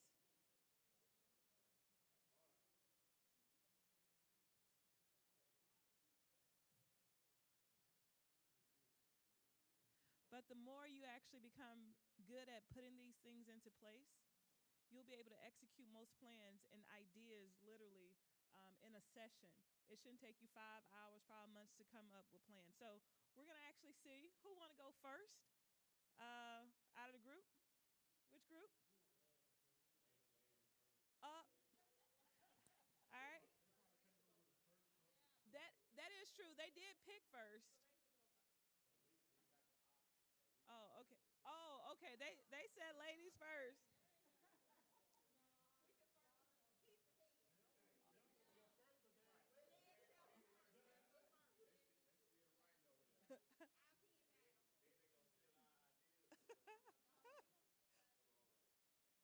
All right. So, what we're looking for, project impact. One of the things we talked about was, of course, impact the community, but we spent a lot of time about talking about communication.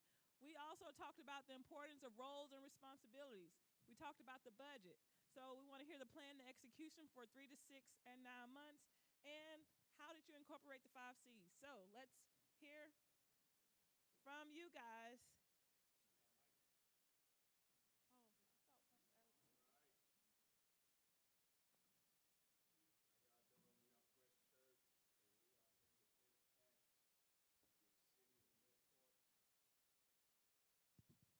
and we are here to impact the city of West Point. We are here to impact the city of West Point. We have Fresh Church Fall Expo coming up this November. And what we're doing, we have a targeted community that we're trying to reach. And so we're going to just kind of go down the line and let everybody kind of explain what we got going. So first of all, what it is, it's a cornhole dart tournament, okay? And so what we want to do, we're targeting a select group of people, and so in that, we want to make sure that we give them something that they can relate to, all right? So cornhole tournament, dart game tournament. We're planning to have at least 6 games going on at one time. The place that we will host this at will be in this building. So, you know, we'll be here. The date of it is November 20th, I believe. November 20th, all right? So that's a Saturday. That's the Saturday before Thanksgiving, and you know, we just want to kind of get the people out, you know, and yeah, 9 o'clock, starting off that morning. All right, so our budget, we're going to pass this over to the finance director to talk to you about our budget. Good morning or good evening. Our budget consists of $500. So the way we're going to do this is our dart games and our cornhole. Stop right.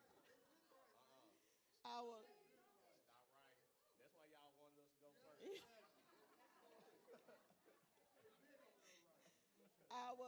our dart games will be made because we have 2 men that love to work with wood.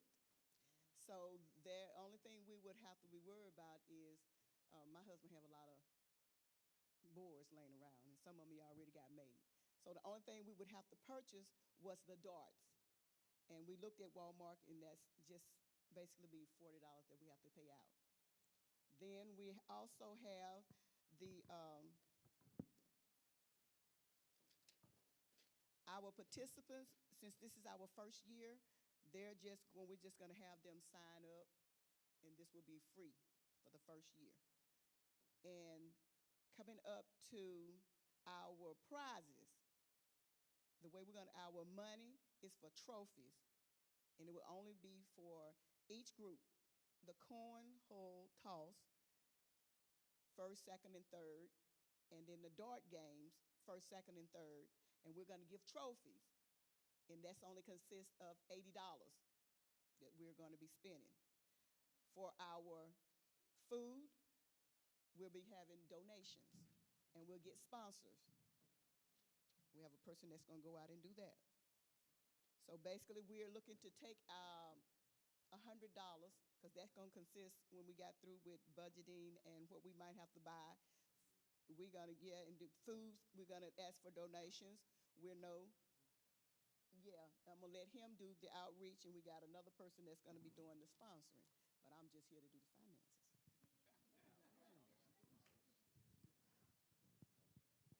Ladies, they're saying you're cheating. Yeah, they've been writing over there for a long time. But anyway, on our staff, we what we got going on next is we got advertisement on our team. We're blessed to already have someone that makes flyers and does our advertising, so we're going to get that done. That's not going to be in the budget at all because that's not going to cost anything for us. As far as the outreach perspective of everything, we're going to be reaching out to so many, different communities to get them the word about this event that we're having. To piggyback on the budget for what she said, what everything gonna cost, we're actually leaving a certain percentage of money in our account for next year because we don't want to spend everything we got. So that's what we're doing, okay? So, but yeah, but other than that, that's basically it for, we have sponsors for we're gonna have food at this event. We've got sponsors that's gonna bless us with food, different vendors, so we're not gonna have to spend money on that either. So I think that's about all I have. Did you name the sponsors? Or was somebody else doing it? Somebody wrote it down. Oh, okay, yeah, he did write it down. So the sponsors that we are looking at, first of all, Walmart, Kroger for the food items. We have a good relationship already with those. We're looking to go to Academy Sports to donate the dart games, the dart boards along with the darts. And then, what is this word? Okay. Chili's. So what we plan to do is give out gift cards, thank you, gift cards to all participants. So everybody that signed up to come and play either one of the sports, they'll leave with at least something in their hands. So that'll get a gift card, and we'll go to Chili's, FedEx, Applebee's, Zaxby's. They can get free shipping gift card, free boxes or something. Come on, Peanut Gallery. Lord. I'll just right, Papa John's, Hardee's, Cracker Barrel, Zaxby's. So we're going to all of those. And so how we use the 5 C's, I'm glad you asked. All right. How did we use the 5 C's? So let's go and look at what these 5 C's are. All right. So the first one is communication. We communicated well. We talked to each other. Everybody shared. It was mostly oral, but some of it was written. Well, a lot of it was written down. Our nonverbal communication, we kind of looked excited. Hey man, we were excited. Seriously though, collaboration. Collaboration, we're partnering with our community, those in our areas such as Walmart and those that we listed. Connection and community. So what we're planning to do is build on this. We want to build on this. So every year we want to make it bigger, we want to make it better, and we're trying to bring in new people from the community into the church. And so that's how we're trying to effect because everybody don't play cornhole. We know that, but I believe we got at least 1,300, 300. You done took it off there. 1,335 people that like to play cornhole. 39. 39. I'm sorry, I left 4 people off. All right. Consistency. We already left money in the budget for next year so that we can do it again. And yeah, and it's Christ-centered because we're gonna pray in the beginning and we're gonna pray when we leave. Amen. And right. And then Caden suggested that anybody that's here that want prayer individually, we have those stations set up as well for individual prayer setup. All right? And Good job. we got a 3, 6, and 9 month plan, and our finance director here is gonna show you how we're gonna execute that. And we're done.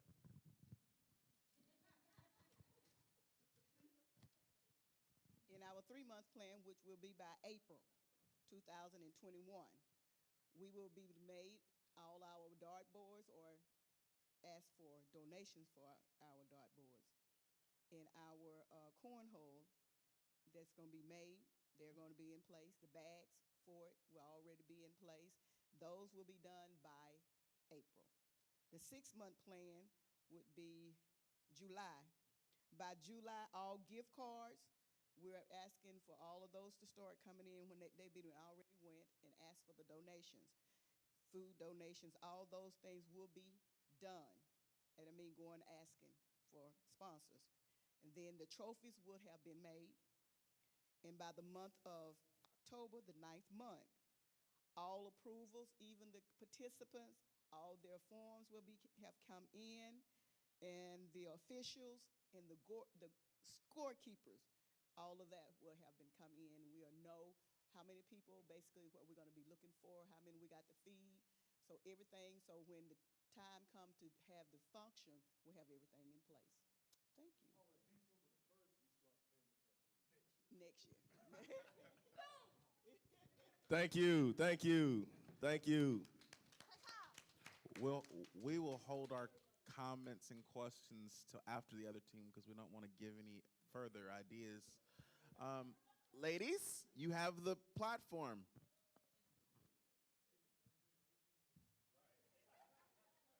Good job. Good job.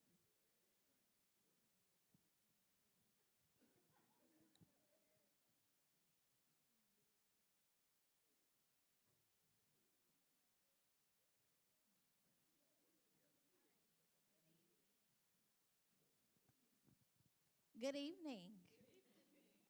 We communicated in coming up with a Harvest Day event. The name of it is Harvesting Fresh Fruit. All right. So we collaborated and we came up with a way of reaching a certain group of people. And so everybody's going to individually share what they're responsible for. And we also have a scripture, and that scripture is 1 Corinthians 3 and 7.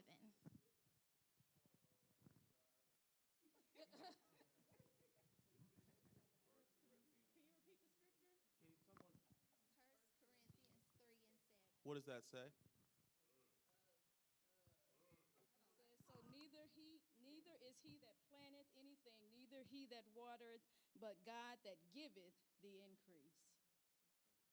Because we're talking about increasing the fruit in people's lives.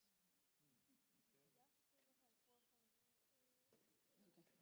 All right. So this festival is targeted for our youth. In the city of West Point, we have about almost 1,100 students that are in the school district. So anybody else that's not in school would make up the rest of our almost 1,400. So we're targeting our youth and our children. So it's for the youth and the children. we're going to reach out to the school districts, community counseling. We're also going to reach out to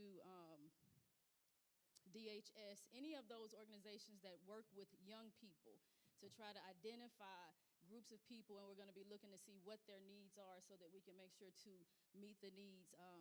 During this festival, we're going to have some fun things, but we're also going to be trying to provide things for them. Who next? All right, now we're going to go through a rundown of our day of what we're going to do, the events we're going to have. We're going to talk about our sponsors, people that's going to contribute, the different makeup of the day and what that whole day is going to look like.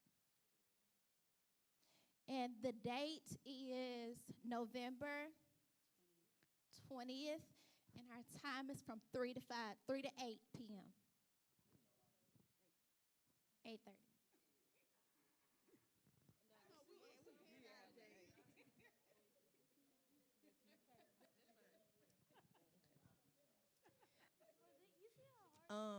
So a rundown of the day. We are going to have something similar to like a festival where we have different stations. We're going to have makeup sessions, food sessions where we have $5 fill-ups and tacos. We're going to have all day donated so we don't have to spend any money. Face painting session, makeup and hygiene session, and to end the night, we're gonna have a movie night on the big screen. It's gonna be at Sally Kate on Winners Park, so we're gonna have an outside screen.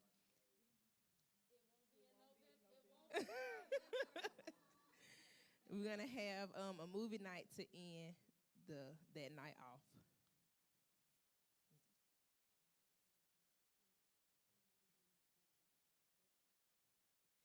Oh, and for prizes and things like that, we're gonna have Buffalo Park passes, and all donated. For decorations and stuff, of course, we're gonna have hay bales, and everything to fit that fall time theme. Pardon the interruption. I know I said I would hold my questions. What is Buffalo Park? It's an animal park. Yeah, like a petting zoo. They have different animals, assorted animals.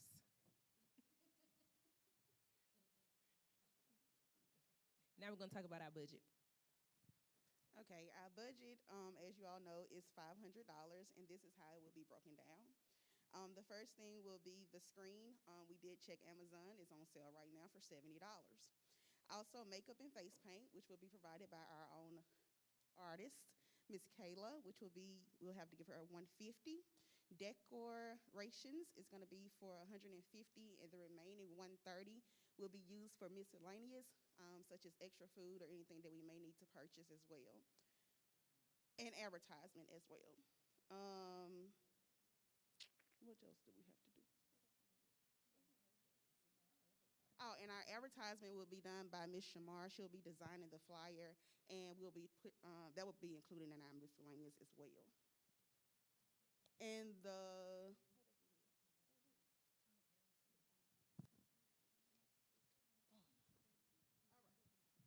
so this is our 3, 6-month, and 9-month plan. By April, which is our 3-month, we plan to have all of our information gathered from the district personnel here within West Point Consolidated School District and other districts, other things with dealing with kids here, what the children need. By July, 6-month, we will get all of our donations and make sure that everything is still on track to be provided to us from grocery stores such as Sunflower, Frito-Lay, Squinchers, and Vowels, and also from the Buffalo Park, which we will be using through me because I am employed at Franklin Collection Service, and Mr. Dan owns the Buffalo Park as well, and we give our Buffalo Parks passes all the time. Just to clear that up so anyone wanted to know. And by the 9th month, all of our flyers will be going out. We'll finalize all our plans. Again, reaching out to our contributors again to make sure that everything will be picked up. Everything will be picked up by the first Monday of the week to make sure that everything is done by the 20th. And that will be it.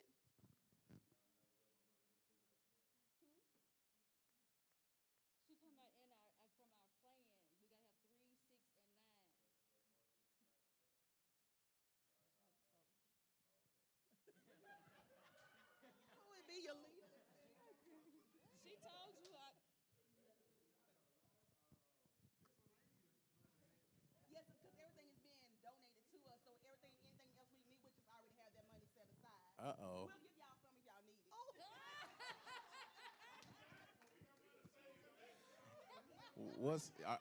Are y'all done? No? She gonna come back and do the 3 C's. Oh, I thought I had already did that. But communication, we talked together about the plan of what we wanted to do, so we all communicated on that area. And then we collaborated. We brought in our ideas of what we wanted to do. That was collaboration, you know.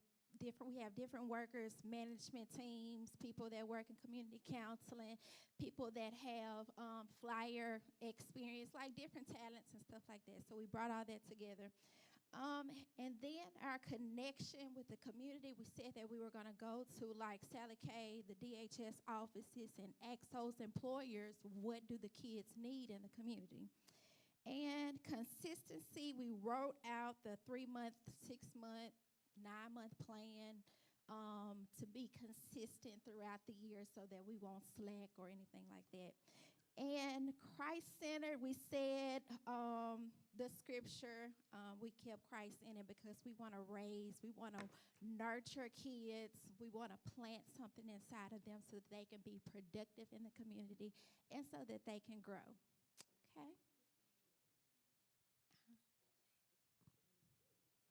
Oh, and then the movie will be a Christian movie. It'll be picked out by me because, you know, I love the kids, and we're just going to sit out by the fire, and we're going to roast marshmallows, and we're just going to have a good time laying out on our blankets and stuff like that. So, no, it's actually on our book. Yeah, the projector was in our budget. It's on here. There's $70 budget for a screen on Amazon.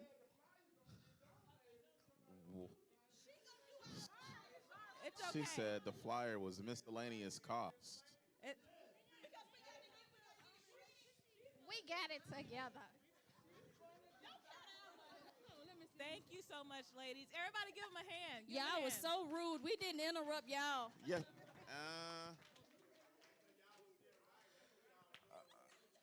Okay. This was a fun activity, eh? You know? Oh, my God. It was real. I mean, it was real. Wow. First question I have, just kind of out of the things that you guys came up with, who thinks you guys have a realistic plan and could actually execute this? Okay. What's your first one?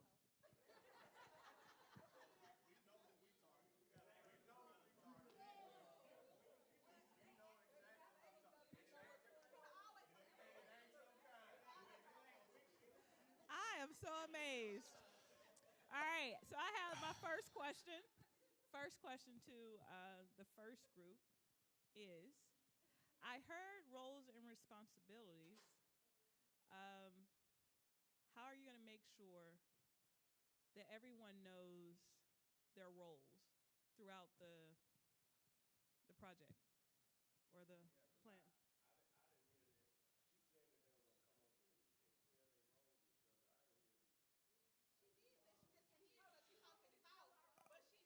Please. No, since you want to know everybody's roles, I'm going to do the decorations. There's our flyer lady. She designing a flyer.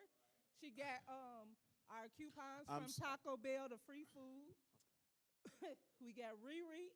She over the ones that's going to go and talk to our donation people, getting all the donations. Latrice here. She's going to talk to the school district. And we got Toya here. She got community counseling. She going to reach out to them. We got Kayla doing the makeup. We got Pastor C over here working with the kids and all that with the movie and everything. Right here we got our food committee. They're going to be passing out the hot dogs and all that good stuff. We got it down.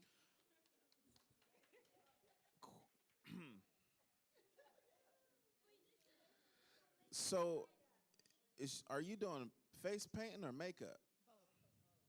Both. for 1,300 kids or adults.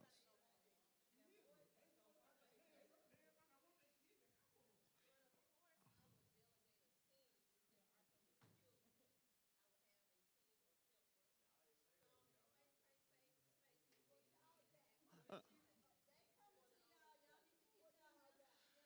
s- I, Kaden. So, okay. I'm not going to pick sides. What I'm going to do is I'm going to point out a few things. I'm going to pick out a few things that I noticed on both ends, on both sides. And so let's hold our comments so that we can get through this. Number one, I feel like for the fresh fruit, that's not what it was called, Harvesting fresh fruit. but it was close, right? Really good name, by the way. Good.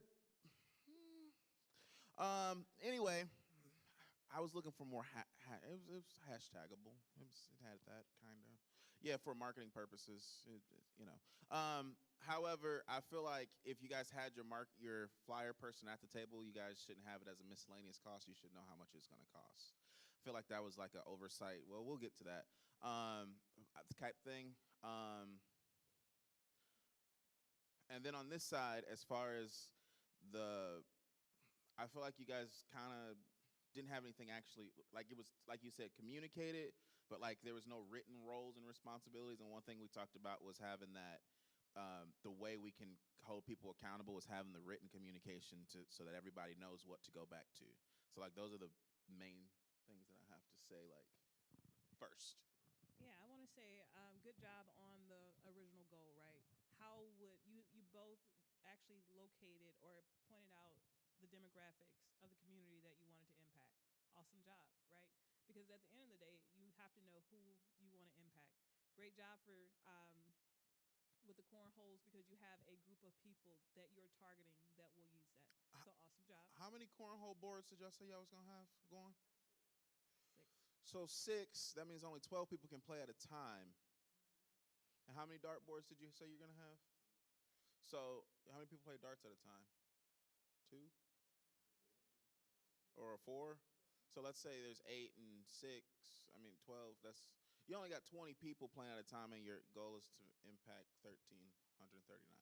That was another thing that popped in my head. Still an executable plan based off times. So it's really important from a day-to-day. Yep. So from a day-to-day, making sure that in your first month's plan, the 3-month plan, that you can actually execute and create a schedule so that when you have people to sign up, they'll know. So I think that was still good. I think it's still achievable.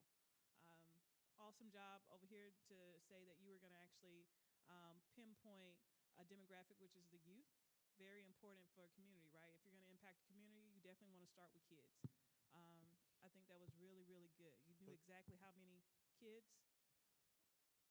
But you might want to get a waiver for that little fire with Pastor C, because it's a lot of kids next to the fire. And putting their insurance. Putting their hand in the fire. Yeah, it's dangerous. That is a church lawsuit. That's a whole nother, that's a risk.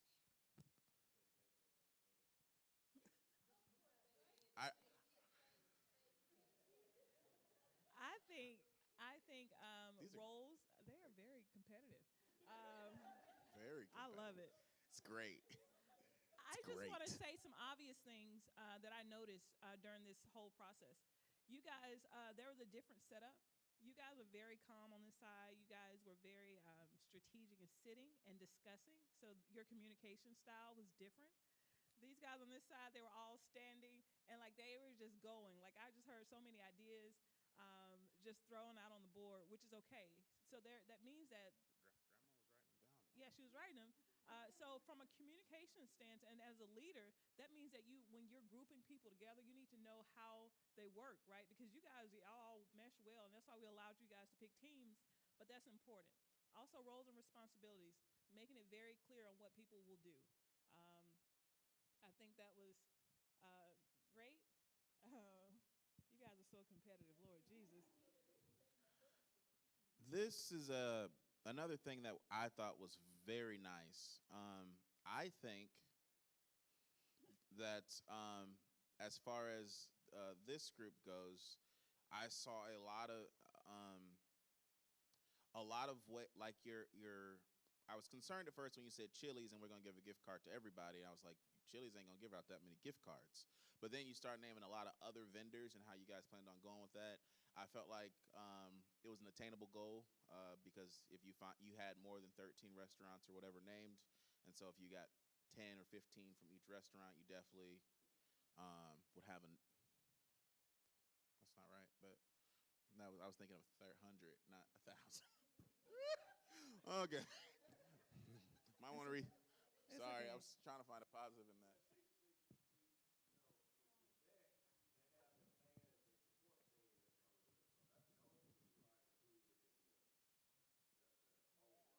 Yeah, yeah. And another good thing I saw on this side, as far as the plan, was that, and this is both sides. You guys did look up how much the darts cost, how much the inflatable screen thing costs, which I found definitely. I found like your inflatable screen, even though it was $70 and cost a little more than their darts.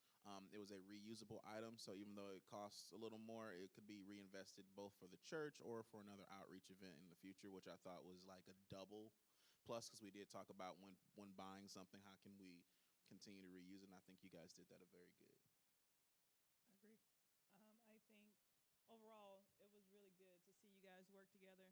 And I think also it's one of the things I want you to take with you when you're thinking about executing from this point on. So when you're building your calendars for the year, it should be Christ-centered. It should have these things. You should have a plan for 3, 6, 9 months. It shouldn't be where you're meeting every week and you're like, okay, what are we gonna do next week? You know, you have a plan that you're always working towards, right? So that's how you build consistency, which is the goal, right? And roles and responsibilities, of course, is key. I will say, if you said who won this, because this was so hard. I mean, you guys both did a really good job. Jarrell, wait, we gotta collaborate.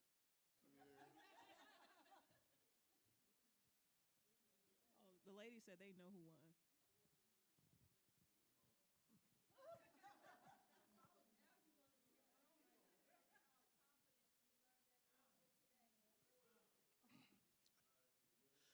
One, Oh. one of the things that I want to say is we only gave you 30 minutes, and realistically, as the because see what you guys did was took like half the like leaders of like your main lead team. So you got your admin, your pastor, and your music person, but then you got your finance person, lead finance person over there, and your apostle, and your out. So really, we split the church in half and said make something great. But in theory, those people would meet and say, let's plan out the year. We want to have, 7 major events. And then we'll plan out that, and we'll plan out each thing. And in the next 3 months, these are the goals we want to accomplish. Go back to your teams, and then we'll re-meet. What I didn't hear a lot of, and this is in the next month, what's coming in this month, this, and this. So what I didn't hear in your 3-6-9 plan was how often are you guys going back and rechecking with each other? How are we gonna? I didn't hear how that communication was gonna happen. Which, if I'm thinking 6 months ahead for an event with 1,300 people, and our church averages how many people on a Sunday? How many people does this church average on a Sunday? 50 to 70. Okay, let's go with a solid 50, right? So I'm bringing in more people than I have coming in. So that means I really need to make sure this 3-6-9 communication and how I'm developing teams and volunteers, because I'm going to have to partner with other churches. And I did not hear anyone say they were going to partner with a church in the community. Did you say?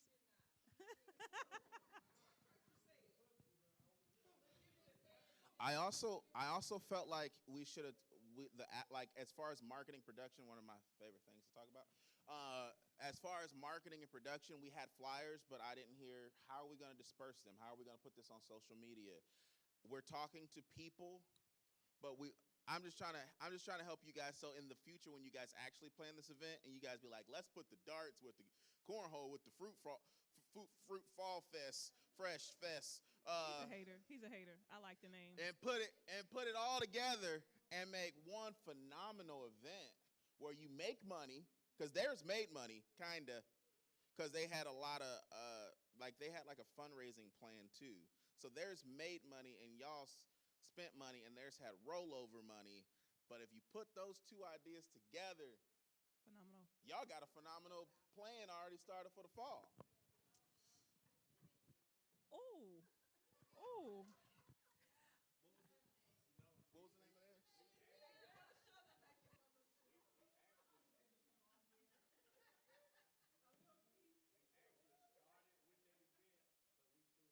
Oh.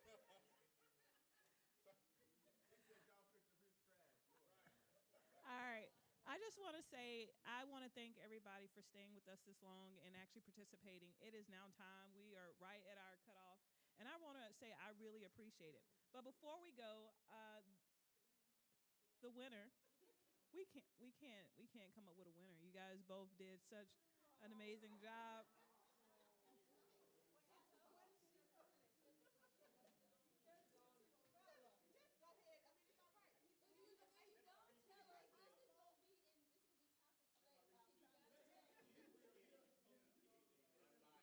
Who?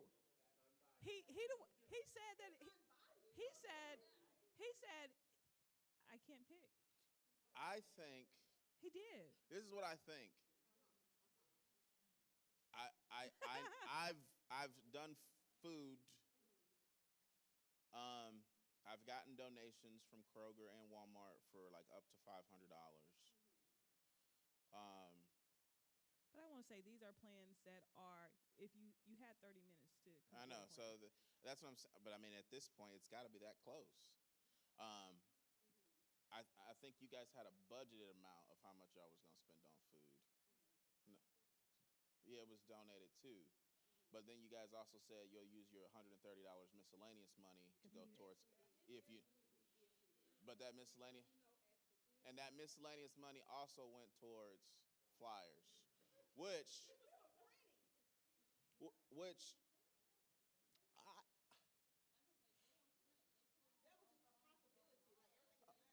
Oh, this is so hard. I think this is what's cool, and this is how the church really works, right? You have your leaders, and this is not a knock on anybody.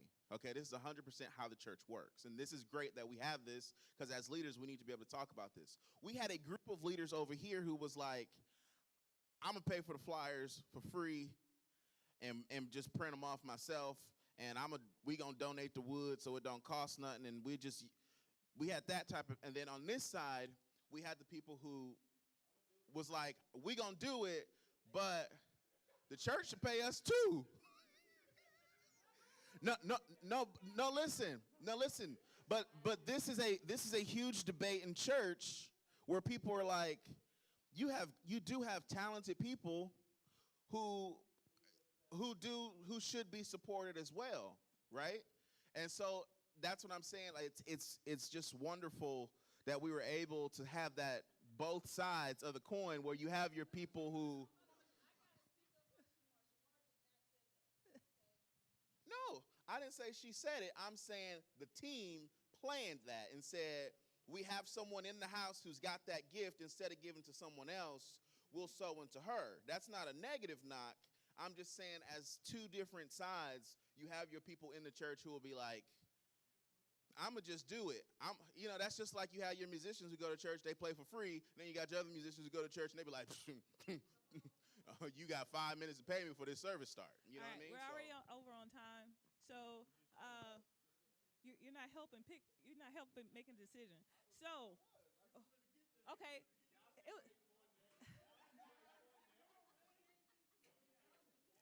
Right, exactly. He wouldn't help it. All right.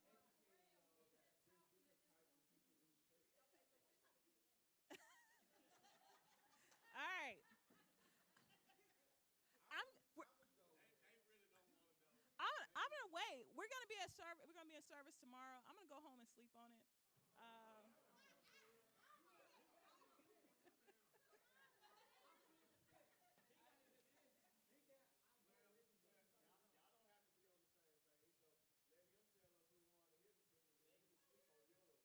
All right.